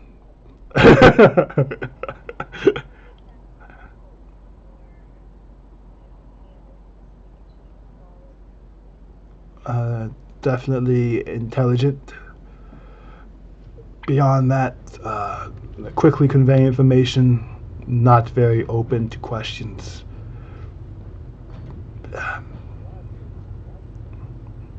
Well, I'm not exactly doing anything. I'm doing what I would do anyways, ensuring nothing dead comes out the cemetery. And they seem to be invested in stopping the necromancy, so we are on the same side.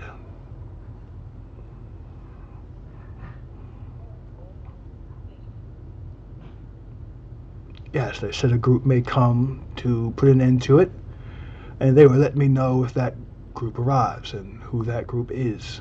I wasn't certain it was you all until they told me it was.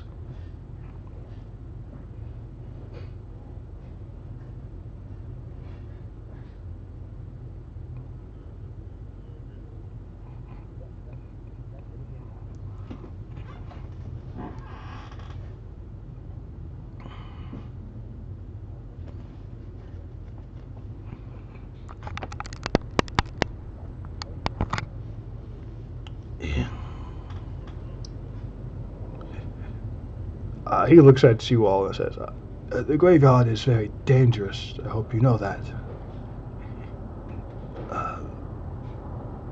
I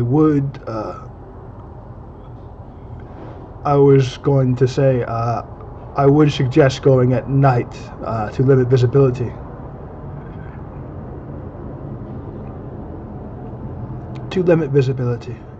Otherwise, you saw how many skeletons approached your hut. Imagine dealing with that in the middle of the graveyard. They can see you from miles away. But they very much can see, I assure you.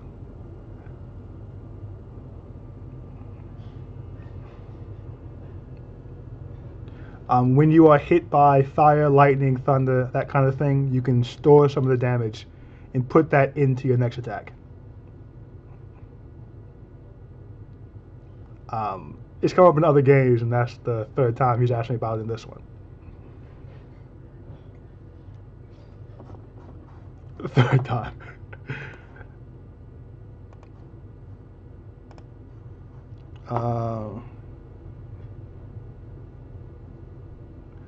Where do you see that at?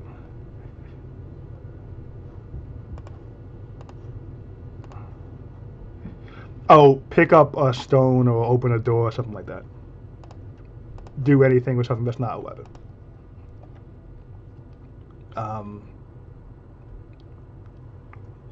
He says as well, would you like to know how many necromancers are in the graveyard?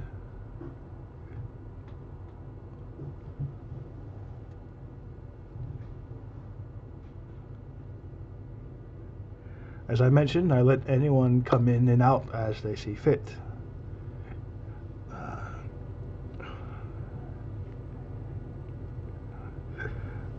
The graveyards are meant to hold the dead in, not anyone else. I have personally seen 11 go in, not counting the 2 you seem to know.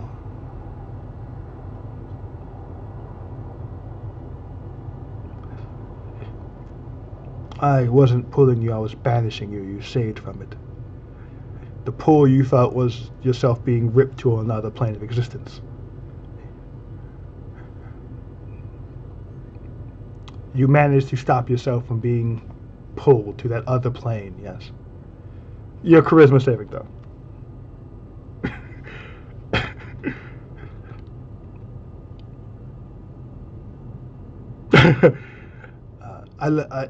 I've over the past month, 11 have gone into the graveyard and not come out.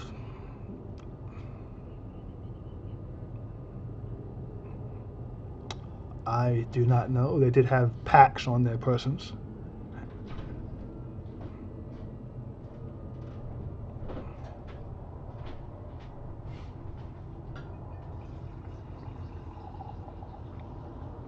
Yes, as I mentioned, you should probably go tonight when the sun goes down.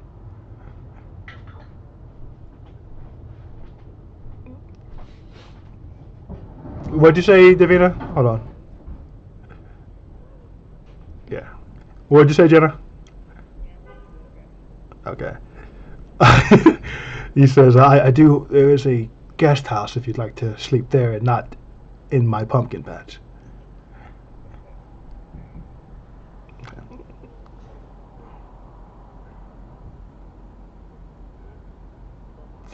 No, no. Since you are from the material plane, you just go there for a minute and come back. If you were from a different plane of existence, you get stuck there forever. Or you get stuck there and have to find your own way back here. It's good for sending the dead back to hell and things like that. Yeah.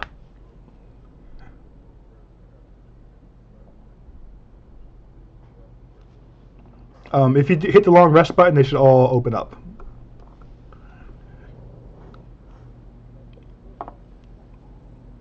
It actually is. It is.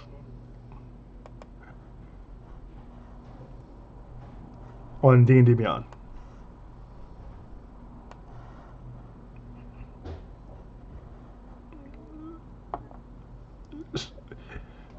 Yeah, so the very top row, you see your picture, and if you go over to the right, yes. So you all make your way to the guest house and all sit down for a long rest. Mm-hmm.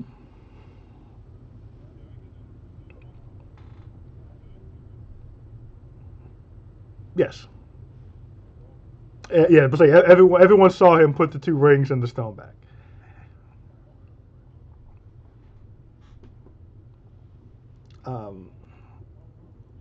So when he offered the guest house, he waited for you all to leave and walked out behind you, then walked you all to the guest house and showed you all to your rooms. And then he left and presumably went back to his house, but you were all in your rooms. Yes, so.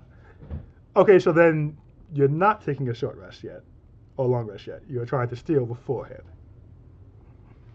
So before you guys left. Okay. So just to be clear, the rings are behind him. You guys are in front of him in this room, and the exit is behind you. So to go behind him to take the rings is a very obvious thing to do. You're welcome to try it. Go ahead.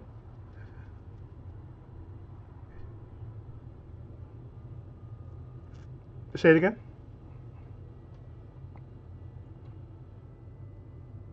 Yeah, so the magical things you saw the two rings, the stone, and something on his purses. She didn't see a scroll, but something on his purses. The 2 rings and the rock, yes. Those are all behind him in this room, opposite the exit. Okay. You put everything back, but he has it on his purses now. It's not sitting out. You put the scroll down before you left the room the first time. Yeah. You guys have a map. You don't have the scroll.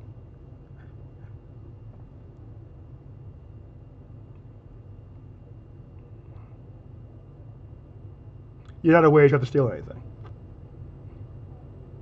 No. No.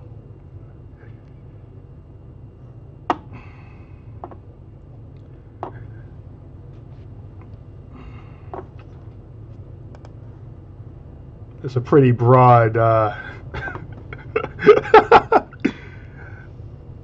What are you asking? What are you suggesting? Okay.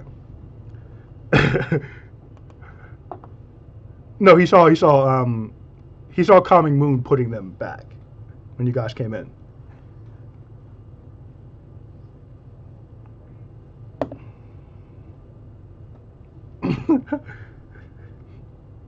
He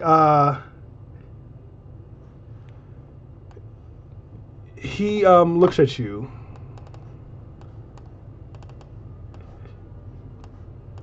And says, you don't seem very weak. No. It's on his end for what he's doing. You don't have to roll anything. So he thinks for a moment and says, not all 3. I'll give you one of the 3, though.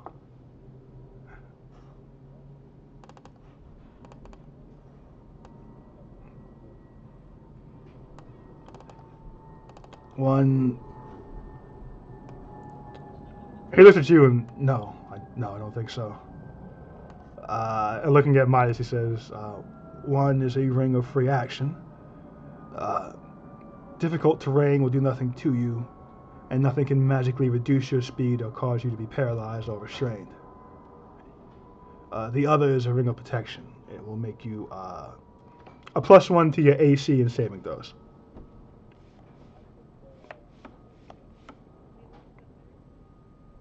It was a stone, but Midas asked about the 2 rings. He picks up the ring and says, I will want this back when you leave my graveyard.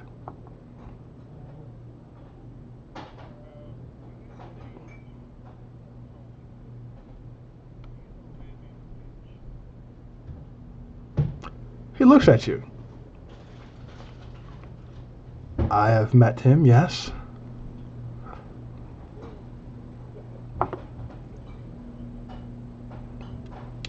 I don't see how that's important.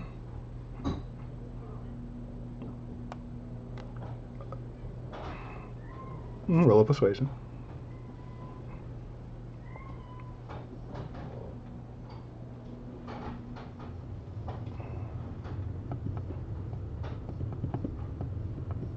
It did not.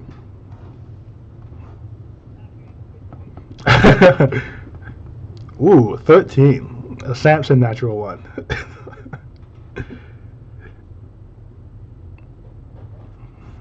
He looks at you and he says, I believe that would be his business. If you know him, I'm sure you can reach out.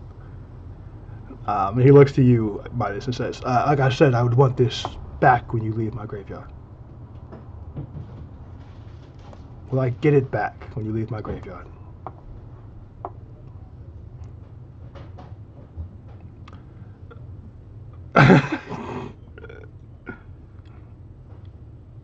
Good on you.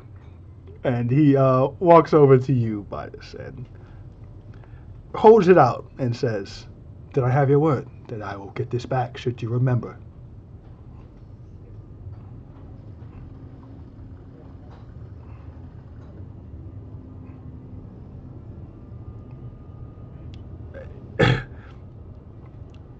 He looks at you in the eyes. Promise it again.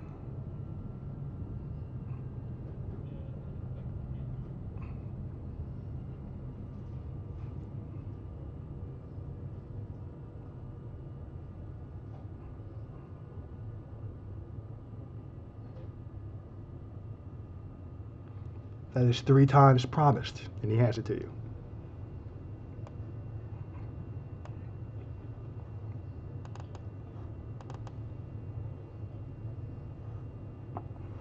Oh, if Dent is still around? Well, his response was that's Dent's business. But you do get the impression that he knows exactly. He knows if Dent is around or not. He may even know more about that than he's letting on.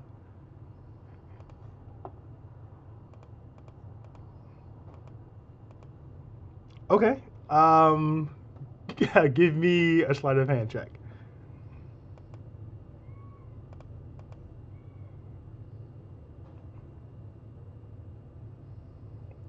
17.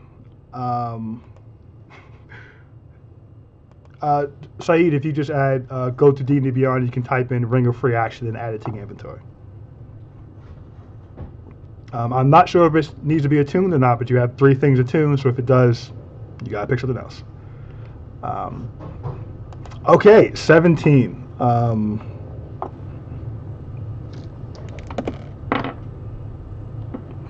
So, as you walk over and slyly reach your hand out and go to reach for the stone,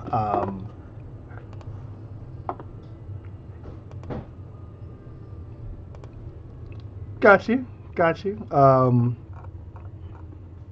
You grab the stone and put it in your pocket. And as you begin to make your way back to where you were and out the room, Common Moon turns and looks at you and says, this is twice now.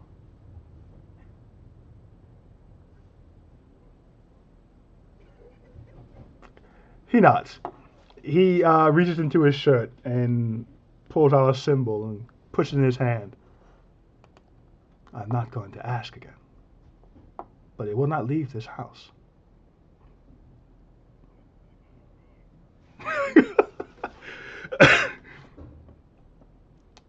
Excellent. You see his eyes glow, and that's a good question. They glow first it's a golden color that turns darker and darker as it glows and pulses. And everyone, you see these you you see these floating winged creatures begin flying around the room.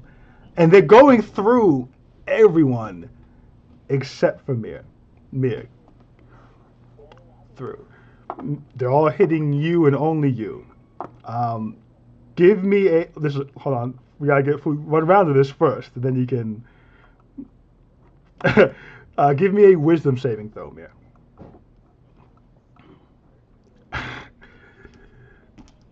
You don't have counter spells, so no, you don't.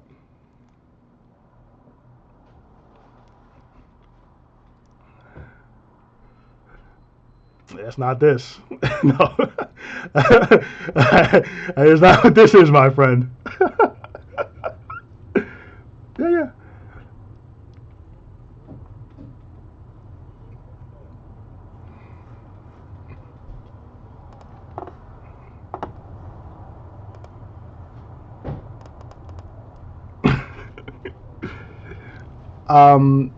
The same way you did the charisma saving throw. Just press the button for wisdom instead.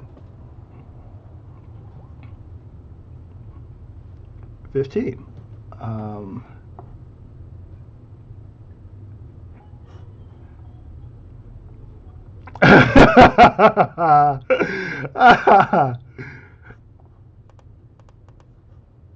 I think everyone kind of got what you can and can't do. So, Mir, as you are standing there, you are getting pummeled by these things flying around, ripping past and scratching you with little claws. As you take 24 points of necrotic damage. Oh, not necrotic. It wouldn't be necrotic. It would be radiant damage. And you do recognize this as Spirit Guardians, yes. So mark off 24 points. It is radiant. Godly power.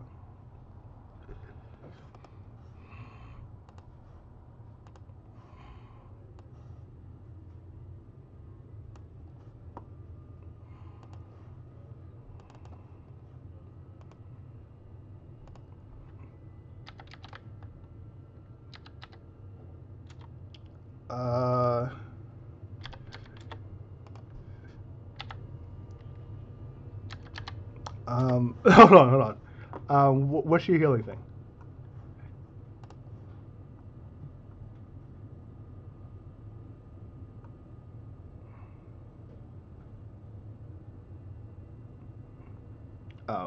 Greg, what is it? Because you're looking at it too.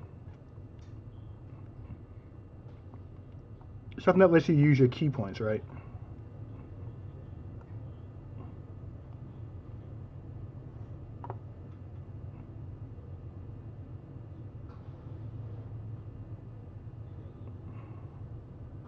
He definitely has it then.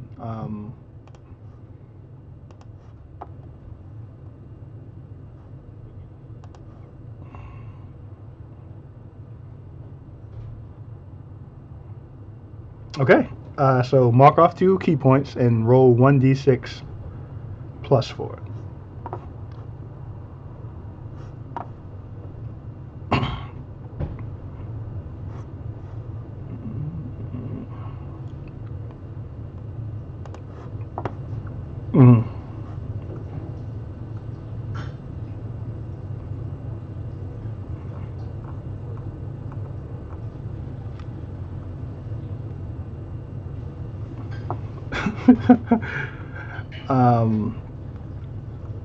I need to roll a d6, so I'm going to add 4 to it.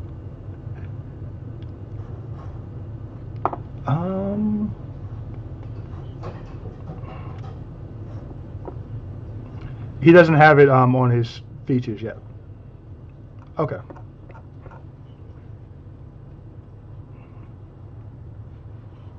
Bless you.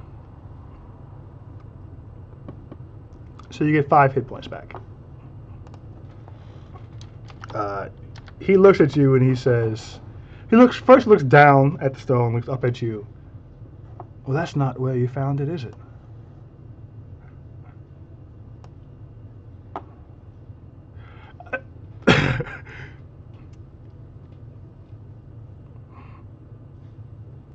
And you see him let go of whatever he was holding, and you see these flying things just descend back into the ground. Of a golden tint, yes.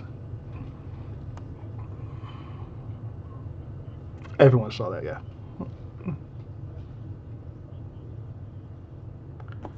Oh, man.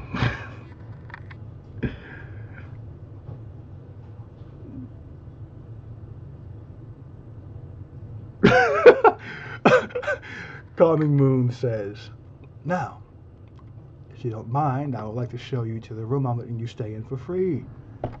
If you would please follow me out of my house.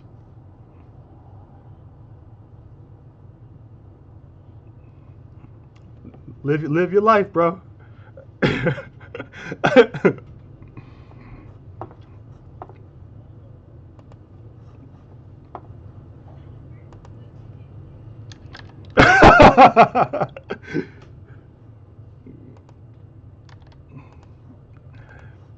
What would you like to do, Bear?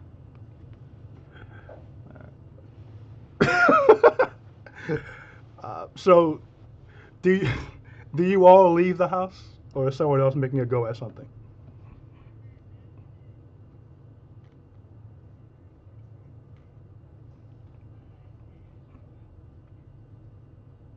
He said the scarecrows.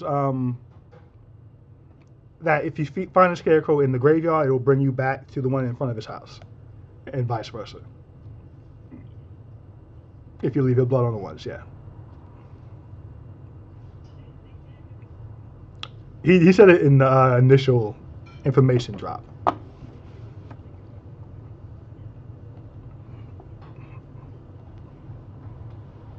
Mm-hmm.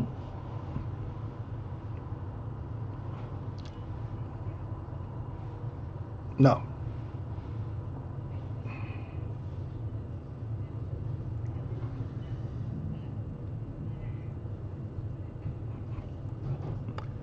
Roll persuasion.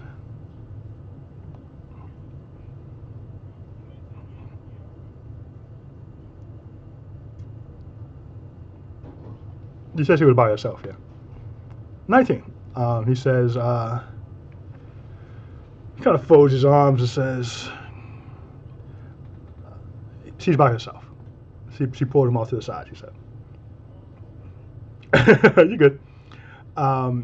He says, that is limited use, but can create magic circles. They're used to keep the dead out, or the fae, or the elemental, or something else I'm forgetting. Undead. I said that. It keeps things out, or it keeps things in. It has 2 ways to work.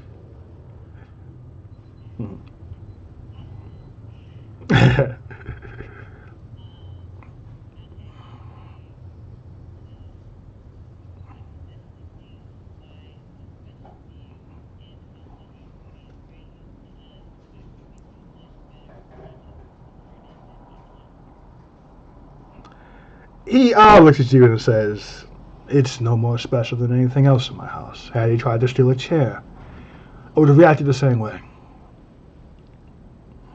And I would also want my chair back.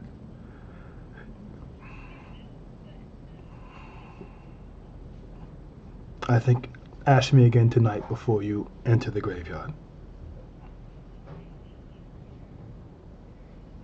He nods. And then he shows you all to your rooms. Does anyone want to do anything before you actually take this long rest? You don't have the scroll. He has the scroll. You're asking him? As he walks you guys to the guest house, he says, maybe I'll tell you another time, but not now, no.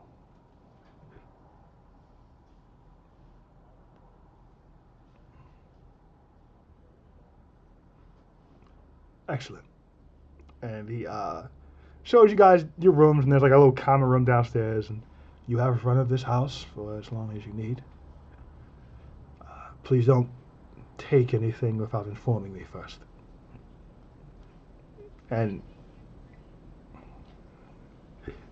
he nods and he leaves.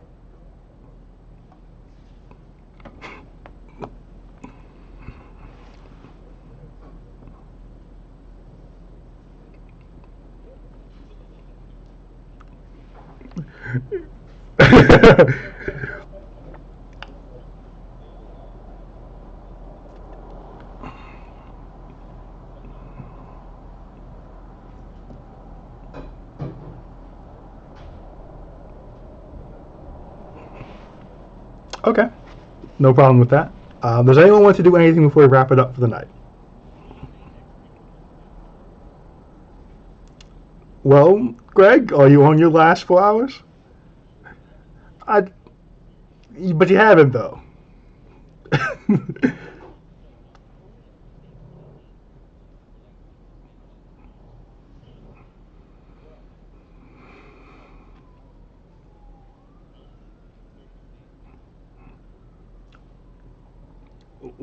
You were on day 28, or you were on like day 28 because you haven't been keeping track? You said like you keep saying like.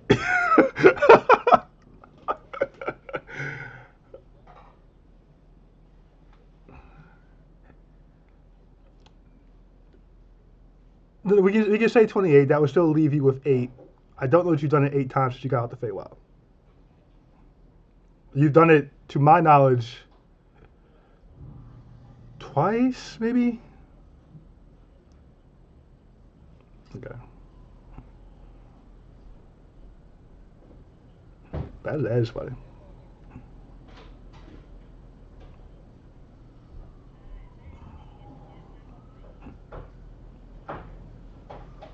I mean, there's food and water. There's baths if you want to take a bath. Um, no, just keeps you alive. Unless you guys get stranded somewhere, I'm never going to bring it up. You guys are responsible enough to buy food and water in towns. You guys can forage. You guys are,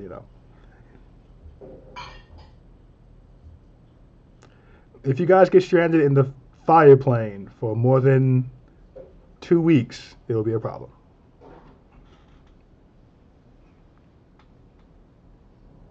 Okay. You take a bath. X tinkers for 4 hours.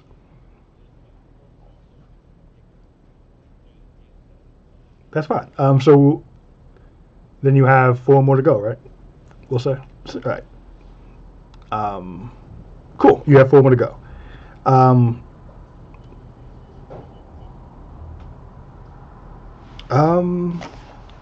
feel like it was 36.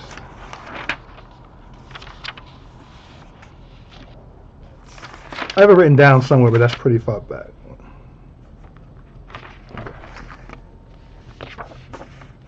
I'll double check, but for now you have 4 left. If I find my notes and it says you have 32, then you have 2 left.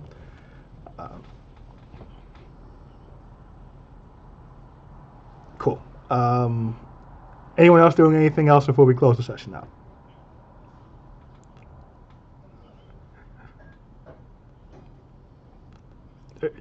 You first, Deshaun.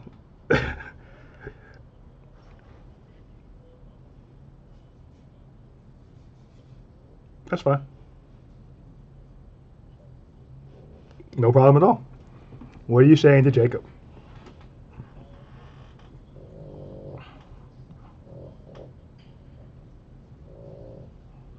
Well, hey there, Assad. Pretty well. Been doing the circle every day. Making progress on getting my magic back, I believe. Things are fine.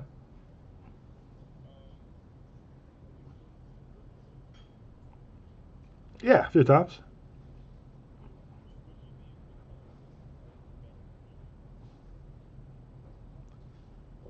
Yes.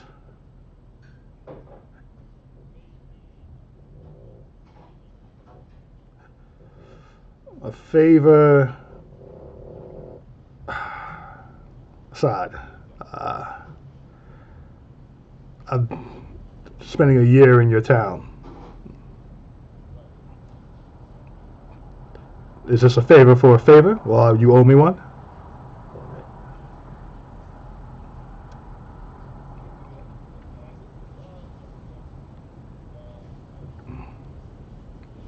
Important to you, I'm sure. Uh, I have no issue with it being a favor for a favor, Assad.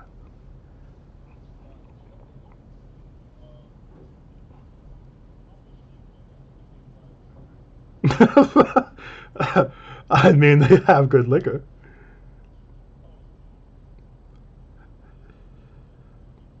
Assad, I'm a little older than I look. I wasn't born there. I'm not that invested in it.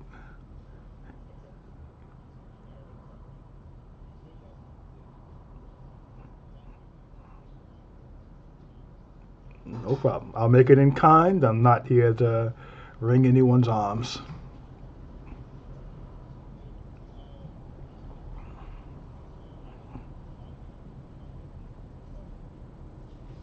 I'll be here. All right.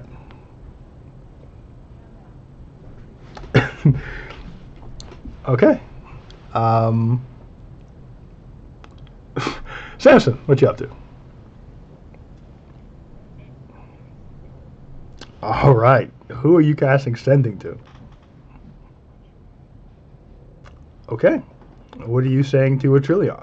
25 words. Let's go.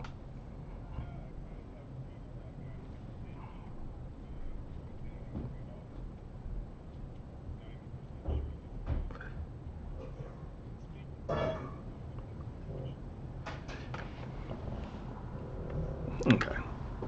A few moments pass before you hear back. Samson, my identity is not much relevance now that I am Tree. That was an issue when I was living a different life. That's what you hear back.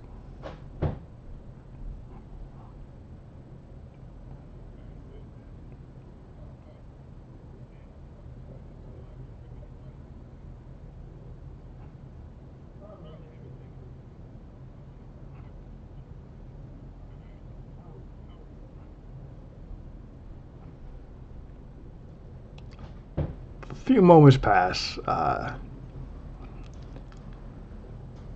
It's all right, Samson. I'm busy. But thank you for reaching out. That's all you get.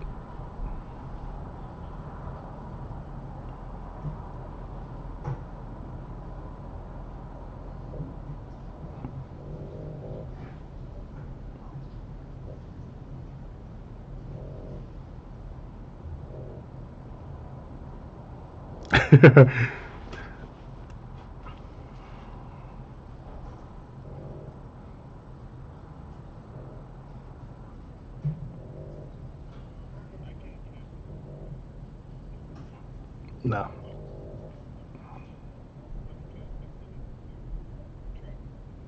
Okay.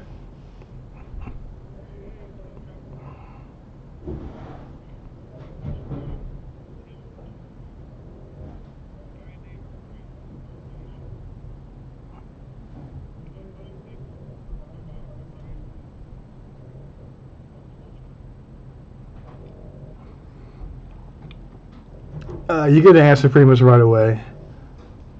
Oh, hello, Samson. He's very inquisitive, very impatient. Active is a word I'd use. Impulsive, but smart, calculating. Tad naive. Too young for my liking, but talented.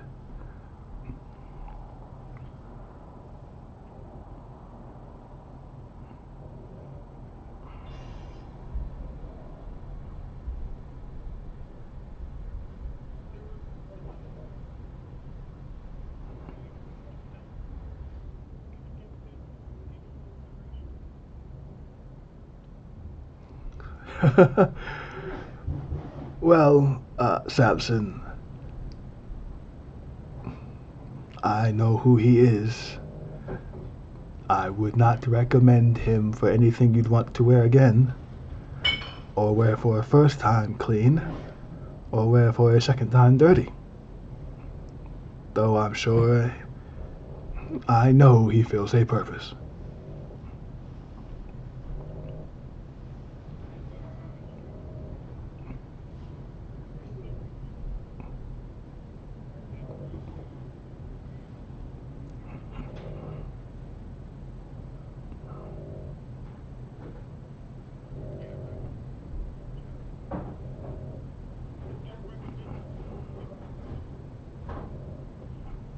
You get back, well, Samson, sounds like he's a tailor that you should recommend. You can make it a thing, even. Oh, and I, heard you owe our mutual friend some items.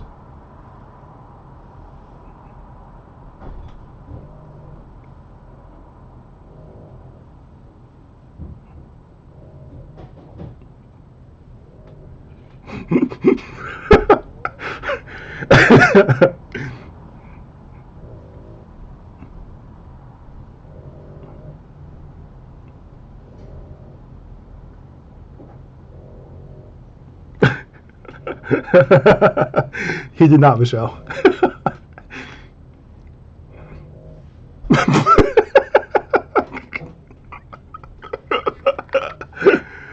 Michelle was typing.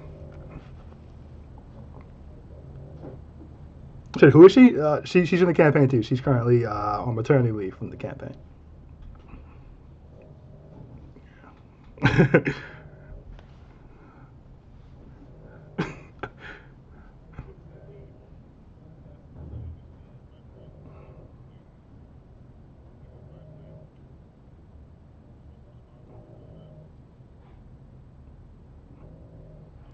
There's a little time before you get a response back, and he says, Samson, I'm clearly talking about the loot.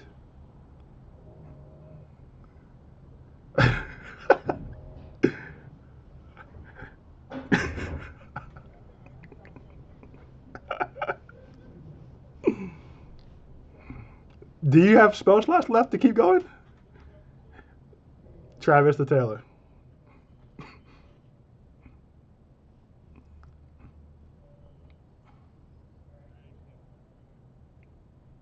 Okay.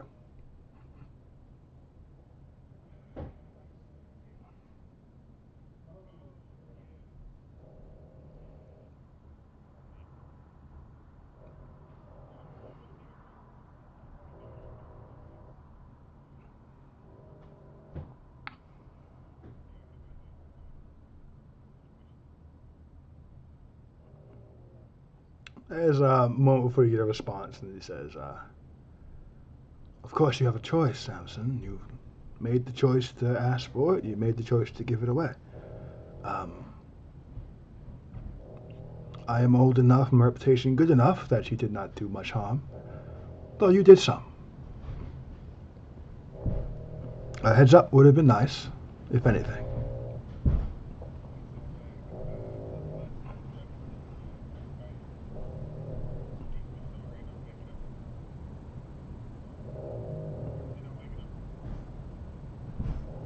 I mean, you hear back, under promise, over deliver, Samson. Be well.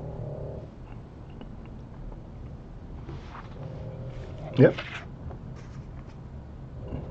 All right. And we'll call it a night there, guys. Yes. Uh,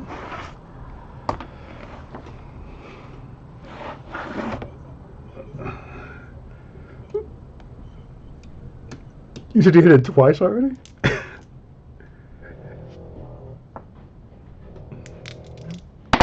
Well, we'll see how that goes for you.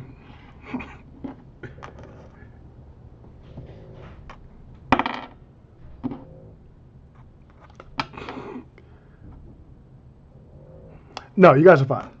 You guys are in this house. Go ahead, the long rest button, and we'll start next session when you all, with you guys, you all waking up. Really funny session.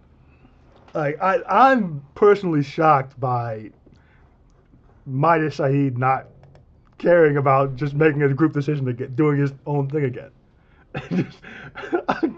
Like that is just so funny. Like it really was like, yo, don't leave yet. We gotta talk about what we're gonna do with you. To Maya saying, yo, come here real quick. All right, get out of here. Yes, he did.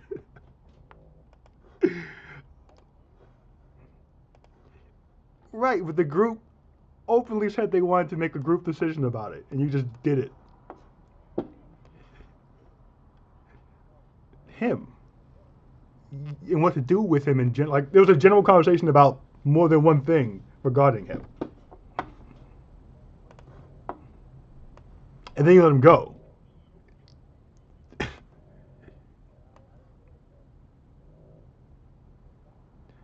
You told him to go.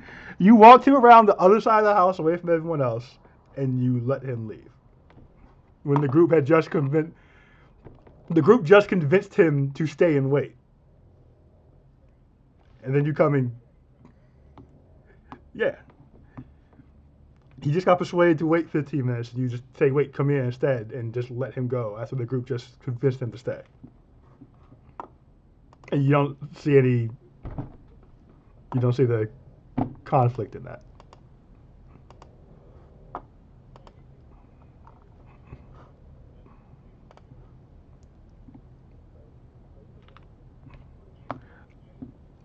Okay, so Midas aside, Saeed, you understand the bullshit in that.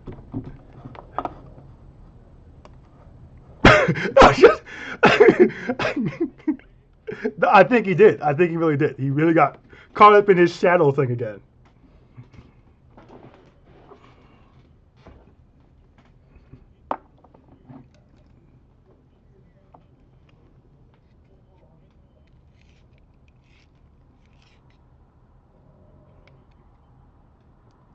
But I mean, Mighty should understand this bullshit too.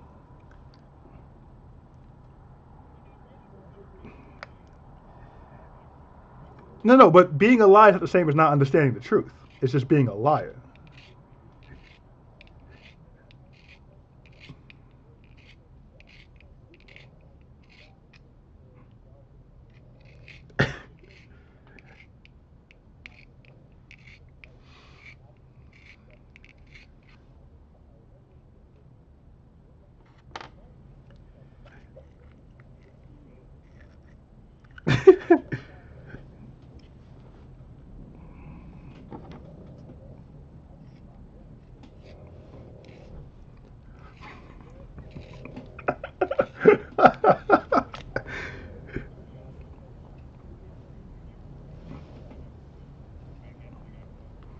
Yeah, actually, I will. Yeah, yeah, I will name it that.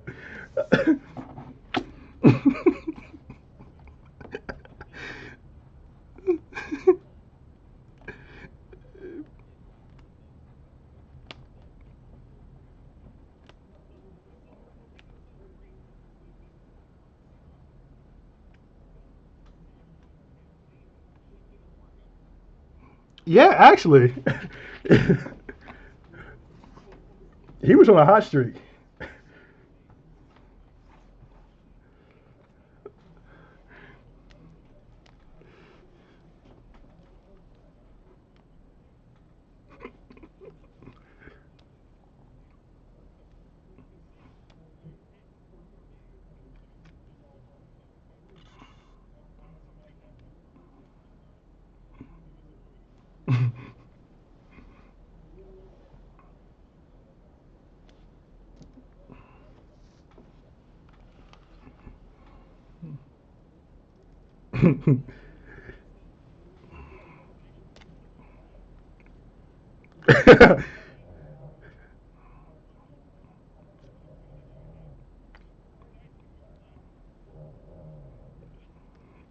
That wasn't even the hard way, man. That was a pretty even keel way to find to learn a lesson.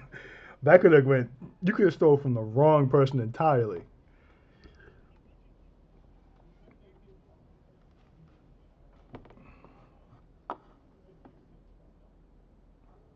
Is that what you think his thought process was? He's just a generally nice person.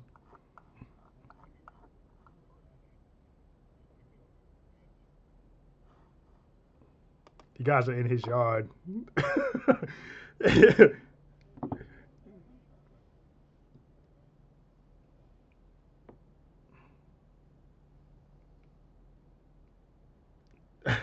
I mean, he just told you about his scarecrow teleporting system too, so it's not like he could have just went out there and poof, he's gone.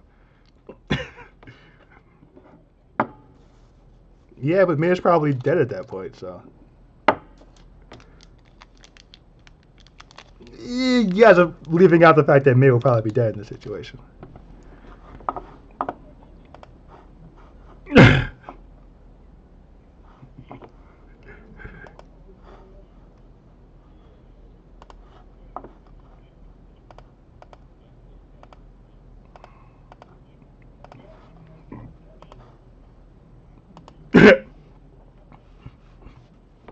Yeah, with the Spirit Guardians alone, Mir would last 3 rounds. Oh, 3.5 rounds, assuming that Common Moon did nothing else but Spirit Guardians. Then he'd just be dead in 3 rounds.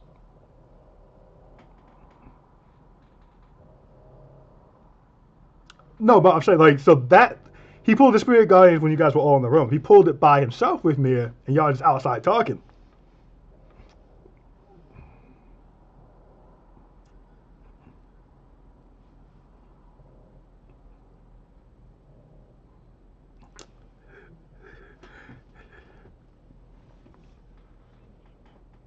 No, what he felt the first time was being banished, and he's saved from that. But that was his nice way of stopping this person from robbing him. If he wasn't being nice about it, yeah, it'll only get pushed for a minute to somewhere else. I mean, he didn't know where Mir was from, but he was going to banish him for a minute. If he wasn't from here, he was just going to be gone. That was, yeah. I mean, he told you guys about it. You guys didn't seem overly concerned. You guys told him, get him out your house yourself. So he was like, all right, I'll get him out my house myself. And that was the no contact, no conversation way. Oh, and then he caught you stealing. So, so that didn't help. Yeah, but like had he came in the first time he caught him wanting to just put him down, it just been Spirit Guardians in 3.5 rounds.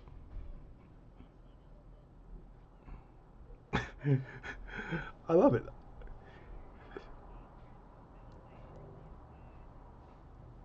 Oh man, early, but Assad would always, I guess Mir kind of backed down. Assad would always like bring it down.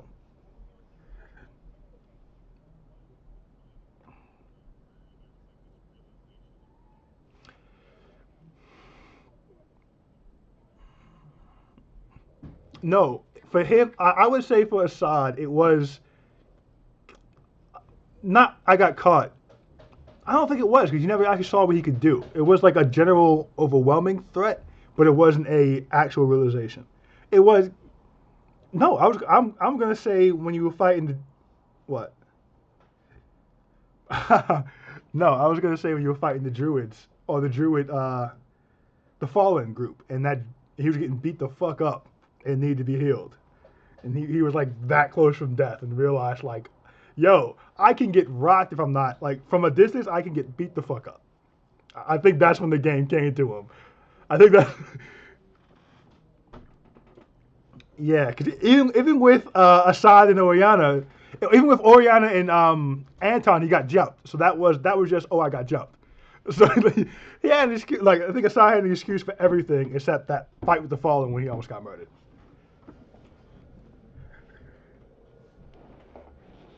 Oh, There were a couple, and you guys had a private group argument too. I'm aware they exist, but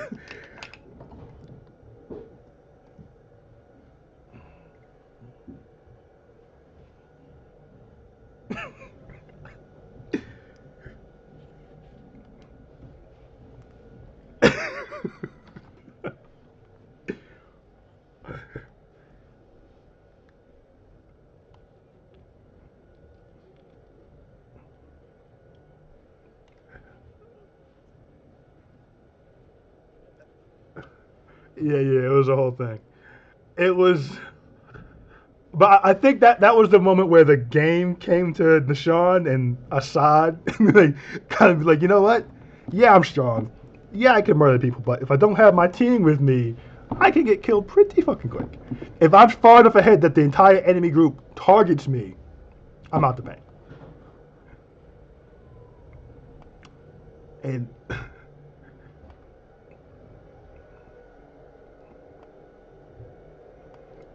man, if that group was actively trying to kill you guys, man, you lost at least 2-3 people. That wasn't even a dark day. I'm so upset you guys. Like, I'm so mad X took her magic, and then you guys just ran through them next time they showed up.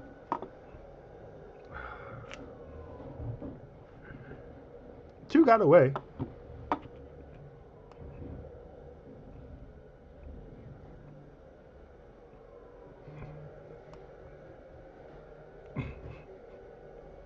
I mean, if he had grabbed that, if he had went for the symbol around his neck, that'd be a different ballgame.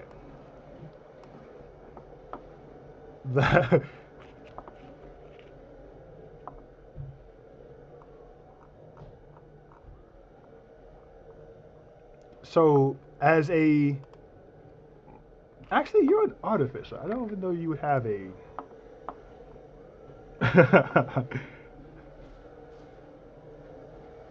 Arcana check.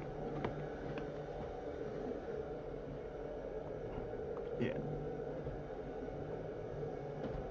Yeah, so, like, if you don't know something about magic, you can roll, and based on that, I can tell you what it is or not. So if you want to right now, real quick, you can roll an Arcana check, and I can tell you what that symbol is, and if it's as important as you were going to bank your life on.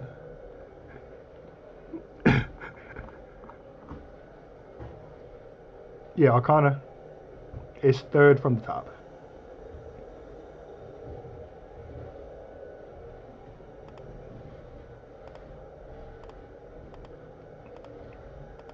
Oh, Carlin.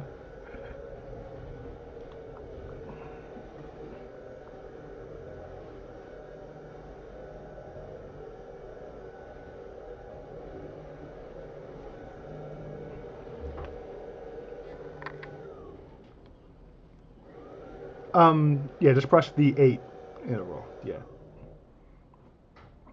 All right, Greg. All right, Deshaun. What'd you get? 10. No, it's super basic. You feel like it's a spell casting focus. It just helps cast magic. You don't need it to cast magic. It just helps you. It's a spell casting focus, so you can use that instead of like using individual components sometimes. So it makes spell casting easier, but you don't need it to cast magic. It's pretty much like a magic wand. You don't need the wand to do the magic, but it makes it easier. Yeah. Yeah. So snatching that would have only pissed him off. That's all that had done. That I got you. That I got you whooped. Yeah. All right, all.